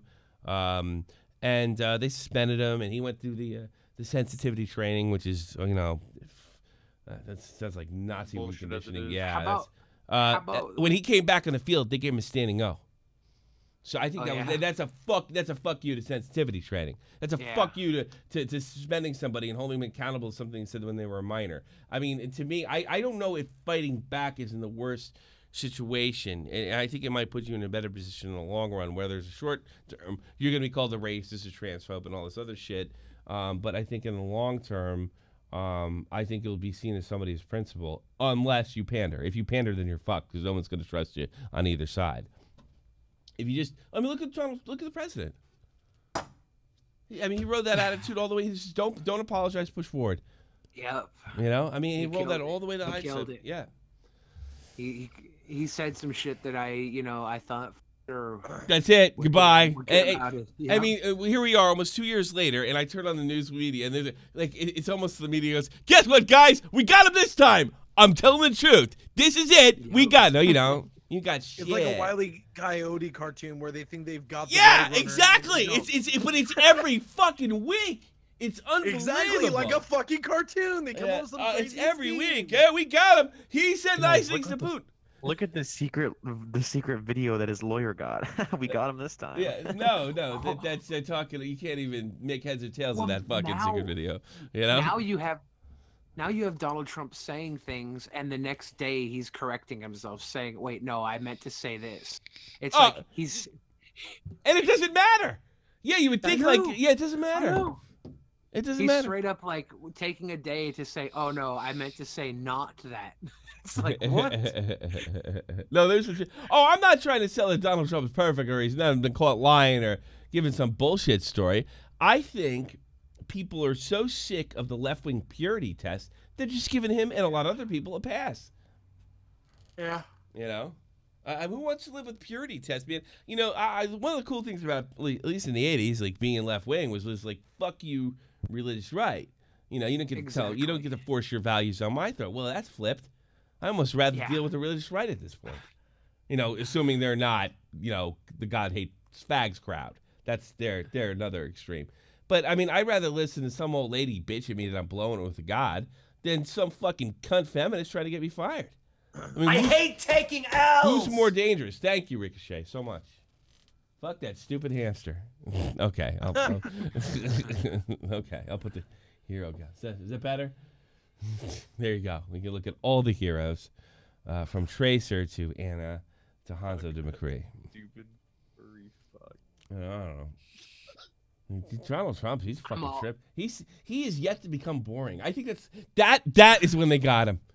They, like when he's finally boring and his tweets aren't funny. That's when he's fucked. I don't think that'll happen. No. Yeah. As long as he's Did president. Yeah. Did you see his tweet that he was like, we're gonna rain down a Oh God, I loved it. I loved it. It was that's like similar to the same shit he said to North Korea 6 months ago. yeah, and it worked. So That's he the gonna be thing. hanging out with Iran? Yeah. If that works, do it again. That's probably what he did. Is Trump about to make world peace through being the biggest fucking asshole to everybody? Yeah, I think. Don't fix it. Well, I mean, I tell you something. My father would talk about doing stuff like Donald Trump's doing when I was a kid, and I said, That was done when I was 93. And he said, no, it wouldn't. It'd make them come to the table because we have all the cards. Well, it's turning out. Yeah. I mean, my grandfather would be. I'm surprised he hasn't crawled out of his grave, and give the president. He always wanted Trump to be president, even when I was a kid. Wow. But oh yeah, he did. He said this guy would turn the country around. He's like, I'm looking at this guy. This guy's banging hookers, Grandpa. I don't know if he's the right guy for the job. Well, Grandpa was right. He's been dead for 22 years now. You know. I think banging hookers is probably the most presidential thing he's done. Or that fucking big-titted porn star, and nobody cares about that. Nobody cares. Nobody cares. It's almost like he got bragging rights. Yeah. Yeah, he bagged that broad, yeah. Because he never... It's one thing if you go in, hi. Who's that fucking jackass that ran for the Republicans last time? The Mormon. Romney. Hi, I'm Mitt Romney, and I'm a good person. Here's my wife and kids. Look, my dick works. I'm a good person, and I go to church. Trump comes out of New York, and he's like, I've been dating models. I've been married 3 fucking times. And yeah, I do. You make up your mind if I'm banging hookers or not. Look at this big-titted broad, and nobody, because he presented himself as what he was right off the bat. Big shot, New York asshole businessman. Yeah. And people, and he's that's loved in Middle America. Middle America fucking hates New Yorkers. My own personal experience having an East Coast accent. But this guy's over. You know why? Because he's not bullshitting about who he is. He's kind of a fucking shady dude. You know, the way he carries himself, at least. This is how the only thing I don't trust about Trump is that he likes his steak rare or well done. Yeah. Like, what sort of psycho eats a steak well done? I hope nobody here does. I don't know. I never understood the well done is. I'll eat anything. I don't know. I mean, rare. Especially when you're rich, like buying a piece of meat and then cooking it well done is you don't like... even have to cook it. You have no excuse that you can't cook it that way. You can literally pay somebody to cook it for you. Oh, and the meat you're gonna get is gonna be high quality. Exactly. When you overcook it, you destroy the meat. This guy's got his own steak line, and he cooks it well done and dips it in ketchup. What the fuck? I can't trust that. You don't trust that? I trust that. Not the crazy shit he says. It's the fucking food he eats. It's the damn steak, man. That's too funny. Do you like Trump? Be honest. I never thought he would win. I don't like the way he makes a lot of my friends feel like they're less than human because of the way he talks about their race. But you think that's their problem and they're taking it personally? He's not actually talking about the race. They just decided he's talking about their race? Because when I said these fucking guys are coming from Mexico and killing people, it's certainly if you want to take that as old Mexican and personalize it, to me that's your fucking problem. Not. And if you feel uncomfortable, well, Billy, I'm sure somebody felt uncomfortable about your lyrics in one of your hip hop records. Fuck 'em. Totally. Yeah. Totally. But I write them because I want people to feel uncomfortable. I want you to feel uncomfortable, and then I want you to hate yourself for liking them. So what's wrong if the president's doing that? But I mean, here's what's wrong. As a person under a country, you want to feel like you're being taken care of. You want to feel like your president has your best interests, and I don't think part of the country feels that way. Well, I think the problem is right there is taking care of. The president is not there to take care of you. And I think that's where your friends have a real problem. I do think the president's there to take care of the country and do what's No. Take care of the country, not you. Those are two different things. They're two different things. Well, the people are the country. No. The country is the way. The country is the government, and his job is to make sure government is responding as well as it can, so the individual can profit and live one under it. That's not the individual. It serves the people, but it does not serve the individual. The people, exactly, as a group. So it's better. The needs of the many outweigh the needs of the few, not the individual. Taking care of, that's an individual thing. That's a mothering thing. The country is not there, and this is a fundamental difference, I think, with Democrats and Republicans, that is really not talked about that much. They're not there to take care of you, and they never were. That was never the founders' intention, and this is the fundamental problem. And it's why I don't feel sorry for your friends. I think they need to grow up, and because it's not an adult attitude. And it's not the intention of the country. Now, they're certainly entitled to disagree with me, but that in itself is the fundamental problem. And I also believe that since I've been born, 1976, that was the common view of the role of government. And I think the reason Trump is in office is because we've realized that's the wrong view, and it is being rejected by half the country. And that's why. I don't think it's unreasonable for any American to feel like they have the opportunity of. And if they feel like their president is working against them for that, I think that's a problem. Whether or not they feel that way, and it is that way. Mm-hmm. But I do. I think it's a problem if it is that way. If they feel that way, it's absolutely irrelevant. Facts don't care about your feelings. Yes, I'm quoting Ben Shapiro. If it is that way, then we have an example of actual racism. If they feel that way, grow the fuck up.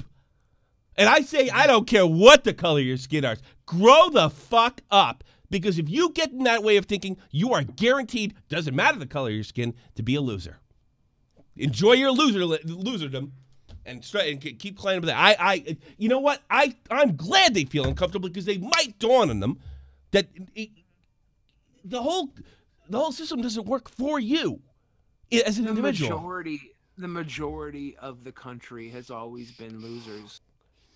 But the point was the president made you feel okay about it. It made you feel like you were going to get a chicken in every pot and a car in every garage, even when you didn't have it. And you know what? That happened in the 70s is a self-esteem movement, and I think it's been a horrible failure, especially, and it reached its zenith under the millennial generation. And I think it's been a horrible failure, and it's actually misled people and really hurt their lives. The chicken in every pot. The chicken in every pot and the car in every garage came after the Great Depression, which led into the baby boom, which was the greatest growth our country has seen. It was also after a horrible fucking war and a depression that lasted a lot longer than it needed to because we kept on. We're here for you. We're here for the individual, and nothing got better. Nothing got better until this horrible war happened. They did all sorts of spending. And they had to focus it on the military. And that had nothing to do with the individual. That generation, the greatest generation, actually worked as not individual, as a cohesive, almost a collective. That this is for the country, not for me. And then we saw the greatest. We became really the most powerful country in the world. And that was done not as an individual, but as a service to the country. And then when that started changing was the 60s, when we started moving towards the individual. And by the time I'm bored, then we have the self-esteem movement. I think what's going on, that you're seeing the early signs of us flipping back to that way of thinking, rather than poor fucking me, my ass hurts, somebody said something mean. Yeah, I would like it to go back to that, but I also know that, we have a weaker breed of people right now. Mm-hmm. We have people who are self-centered and they care more about themselves. They have a platform where they actually think their voice matters. We have people who sit there and they talk to their YouTube page with one fucking viewer, and it's usually them. Their one view is them watching their own video over and over again. The people believe that they are entitled to their being better and stronger, and they're not. They're fooling themselves into thinking it, but that still doesn't mean that their feelings can just be written off as being weak. It's the world we created is weak. We need to make them stronger. We need to give them more reason to cry out of it. And I couldn't agree more, but I don't know if we have the same idea on what would make them stronger. I think that everybody should be given one fuck buck. Okay. What's a fuck buck? A fuck buck. Everybody in America gets one fuck buck, and you can take that fuck buck and you can give it to somebody, and they have to fuck you.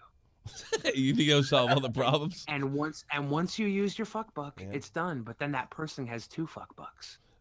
So they can give 2 fucks.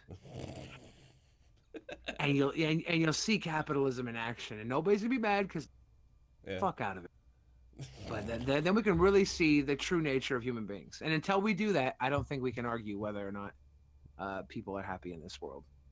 Until I just want fuck bucks. You want fuck? No, I'm not pro Trump. I know. I don't care. I'm not. I don't know if I'm pro Trump. Be honest with you, but I want him to succeed. Sure. He's our president. If he succeeds, we succeed. Sure. I want that, but I do feel bad for my friends that feel like they're not welcome, and that sucks because that's the way they feel. What am I supposed to say about your fucking feelings? I can't invalidate your feelings. I can't say you're weak. That's the way you fucking feel. Yeah, that's the way you feel. I can't say toughen up because they can't toughen up because what are they gonna do? They can't change the fucking world. They gotta wait it out and see what happens next. And hopefully they're fucking wrong and everything falls into place and they live a happily ever after. Don't you think that's why Jordan Peterson's successful? Because he's actually offering a sort of or this is how you do it. You're in chaos. You're feeling clean your fucking room, stand up straight. That's a start.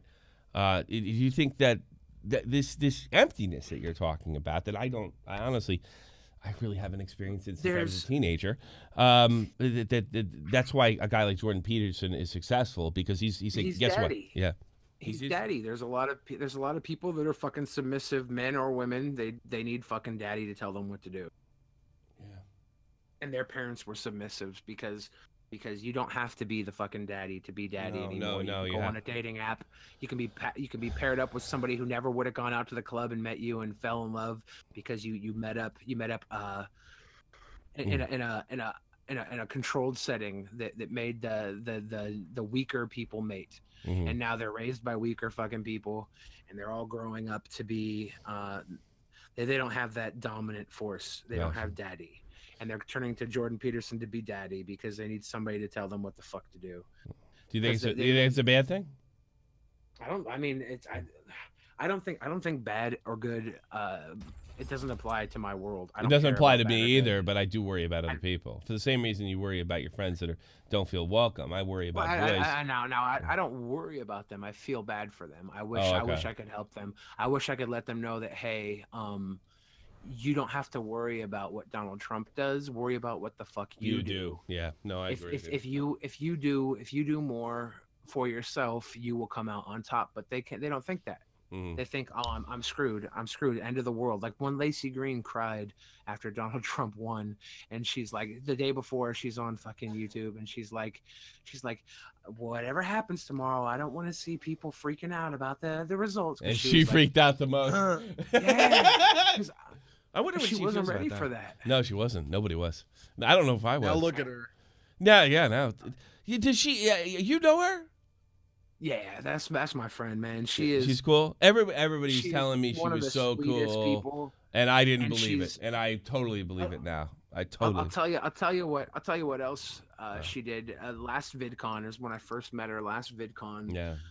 The Sargon was there in front of Anita, and called him a garbage human or whatever, and everybody was like on this high. They were like, yeah, we showed her what type of person she is, and Lacey didn't sidestep or anything. You know, she's this little girl. She got right up in the middle of these big boys beating their chests, and she was like, where do you think this is going to take you though? Like, yeah, you won this little battle, but who's going to be invited back to VidCon? You were her. Like, she was the reason she was there. You know, I think she might have got invited back next year if the shit hadn't gone down with Boogie the way it did. Yeah, that's probably right. I think it became evident that she was the problem because multiple problems were happening with people outside of. even though they cleared her, it was still evident that she was the problem. They kind of gave her a pass as well. Well, yeah, they gave her the pass because they didn't know what they were going to do. But when the next year came around, she wasn't there. She wasn't there. I don't know if it was Anita or if it was VidCon, but she definitely wasn't there. Well, like VidCon wasn't run by the same group anymore either. I wonder if I think they were still running it though. was it Viacom? They bought it out, but they still had the same people in charge that were in charge the year before. Just because they didn't have enough time to rerun it. Who knows if that'll happen next year or not? From what I talked to, I think that the same people are going to be running it. It's like Viacom just wants to own it and use it for their. Well, this new group has to prove to content creators that this is the place for them. I think the Green Brothers did a good job for that for a while, and I think they sold it at just the right time because I think I think that incident really lost the trust of I would say the bulk of people that would have been interested that are bringing money to YouTube, that are making money, people that would want to go see, and they basically told them they didn't matter, and I think the Green Brothers told at the right time, and it's kind of left a hole for the new corporation. They're going to have to go out and prove to everybody this is worth your while to come here. I don't know if they did that this year, although everybody that went had a good time. They definitely didn't do that. But with things like TanaCon and FouseyCon, it's showing us that this is still wanted and needed. Yeah, you're right. Yeah, the people don't know how to do it. The question is though, do they want the monopoly though of just VidCon? They want somebody else, right? Just because they want it, they don't necessarily want VidCon doing it. Well, yeah. They want their favorite YouTubers. They want the ones that are cool. And VidCon's not paying them to show up. You know, like they're not making it easy for people like. Yeah, they're definitely not making it easy. No, they're not making it easy. So somebody could swoop in if they have the right pull and money, and they could easily make the Clout Con or whatever you want to call it. The dumb thing wants to be. Gotcha. Doesn't matter what it's named. It matters if it connects with the content creators, and the content creators go to their audiences. This is the place to be. And all you have to do is not be a total fuck up. Yeah. Fousey pulled off a fairly respectable show for being out of his fucking mind. He did. I saw the crowd. It wasn't bad. I saw it keep. Go ahead.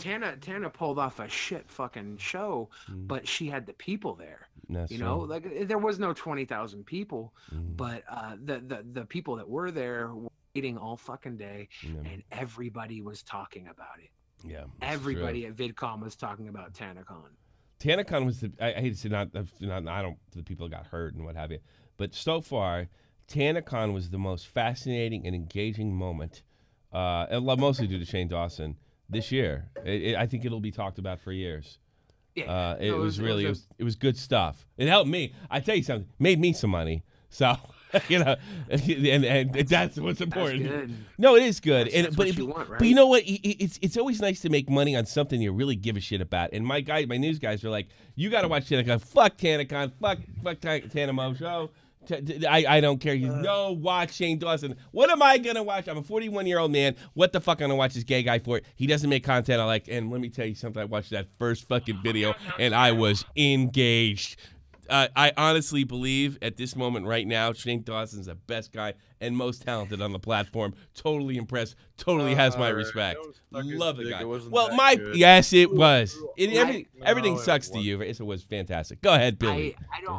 I don't think like it was like as next level as it was pertinent that the story be told, and he was the guy to tell it. He fucking hit the right place, right time. All right. I think the fact that he was the guy to tell it, that makes it. Yeah, exactly. That makes it just as strong. Yeah, I do. I think that's. He hit it at the perfect time with the perfect story. Yeah, but he was the only. But he knew what he was doing the whole time. This wasn't an accident. Yeah. This didn't just come together like a lot of stuff that gets popular on YouTube. This was a guy pissed off about how his name is going to be played in this TanaCon. And says, how can I make something great happen to this and save my friend? Well, and that's I think to have that kind of vision. To have that kind of vision is, and even when I told my dad the story, he doesn't know shit about YouTube, and he's like, "How old is that guy?" I was like, "He's about almost 30, like 29." He says, "Most men that age, like a 30-year-old, the guy, full-grown man, don't have that type of vision or maturity." He said, "That's incredible what he did," and I don't think I'm totally sucking him off. I think it's accurate. No, I don't think it's wrong. I don't think it's wrong to give him all the credit in the world for that. I think he was the man that was in the right position to make that. He was the guy that could get Tana in like that and really ask her those questions. He's the one guy that could paint it in that way. What he did he took advantage of everybody talking about TanaCon. The story needed to be told. People didn't know what the fuck was going on. Yeah. And he was the best guy to tell it. Yeah. So he didn't. It wasn't a terrible fucking shit, but it was like if he would have done this a month later, it would have been like, who the fuck cares? Who cares? Yeah, he knew he had to do it quick. But I think he had had that kind of vision. He had that kind of vision. That he knew exactly what to do at all turns in a scenario that nobody, because of the confusion, because of the chaos, he saw clarity in chaos, and knew how to turn a buck from it and get his friend off the hook. The worst thing about what he did is I think it was what Verse said it actually in one of my shows. The girl that was crying won again. She got a pass. And now she didn't get a pass. From No, the court. that was Chad in his video. That was Chad. Yeah, Chad. And I agree with him. That was probably the worst thing to come out of that. The crybaby wins again. But I don't think that's fucking Shane's fault. I think that's our fault as the consumer of this kind of entertainment. But she did kind of get off. You know what I said? I said the stupid card. That's what it was. The stupid card. Yeah, the stupid card. How many times can you fucking use that? Like honestly, 100,000. I know. Until the people smarten up, and never expect the fans to smarten up. Never. If iDubbbz did a video on her, it put her in the dumps for a couple months. Yeah, she's back bigger than ever. Yeah, she really is. And when you fuck up as a YouTuber, people who watch you, they feel like they're a part of your fuck up, and they feel bad for you. They want to support you when you show you cry. That's how fucking Trish Paytas does so well on this platform. Fousey with his crying fucking temper tantrums, because now your fan base feels like they have to protect you. Yeah, because they're protecting themselves at the end of the day. I loved his freak out when he was in the car hanging out, just like screaming. Then you just got the guy, get the fuck back in the car! Oh shit! Like yeah, all that positivity. Billy, all that positivity. Yeah, it's hate. What is it? Hate overcomes. What's the stupid saying?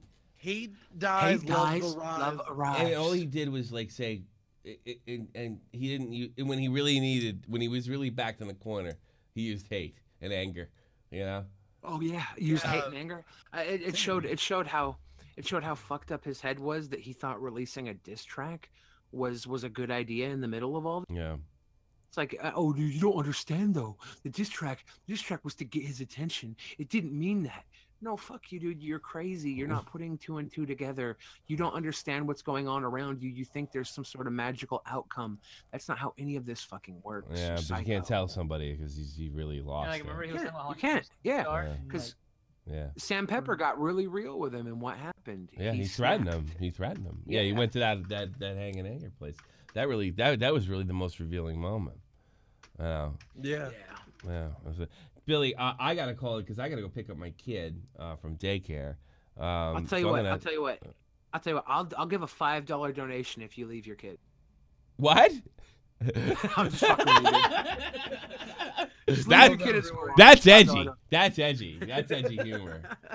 No, it's good. It's good shit. No, man, you gotta kind of end this and say goodbye. But I really enjoyed it. I also probably got to rest up for my a debate with Digibro if he shows up. But first, it's gonna be so fucking easy, dude. Yeah, I think it'll be all right. I'm not taking it like that, but I'm not terribly worried about it. I think he's terribly misjudged me, but I'm going into it like he's Billy the Fridge.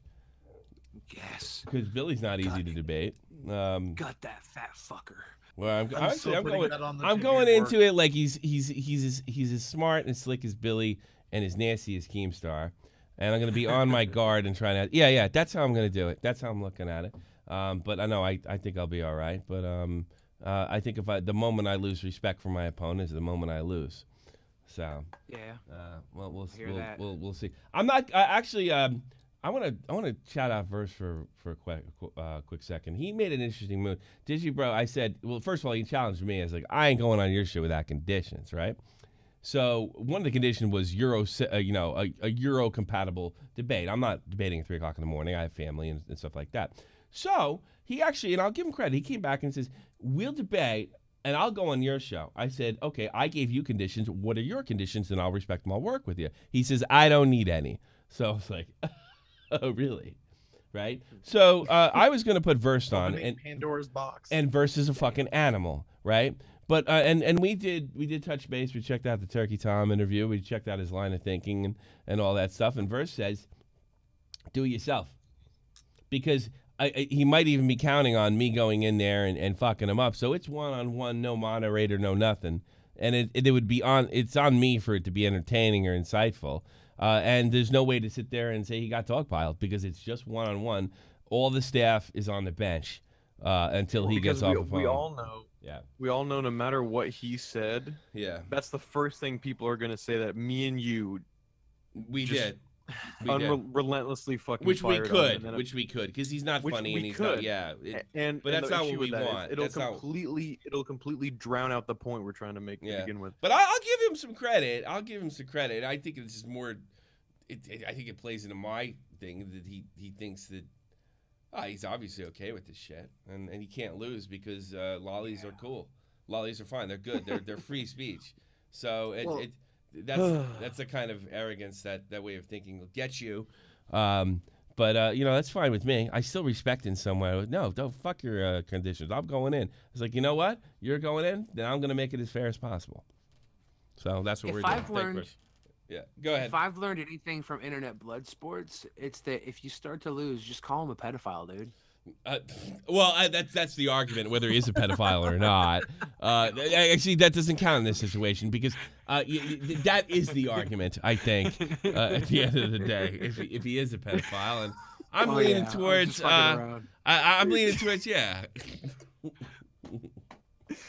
Yeah, don't mention the part where he's a pedophile. Bad idea.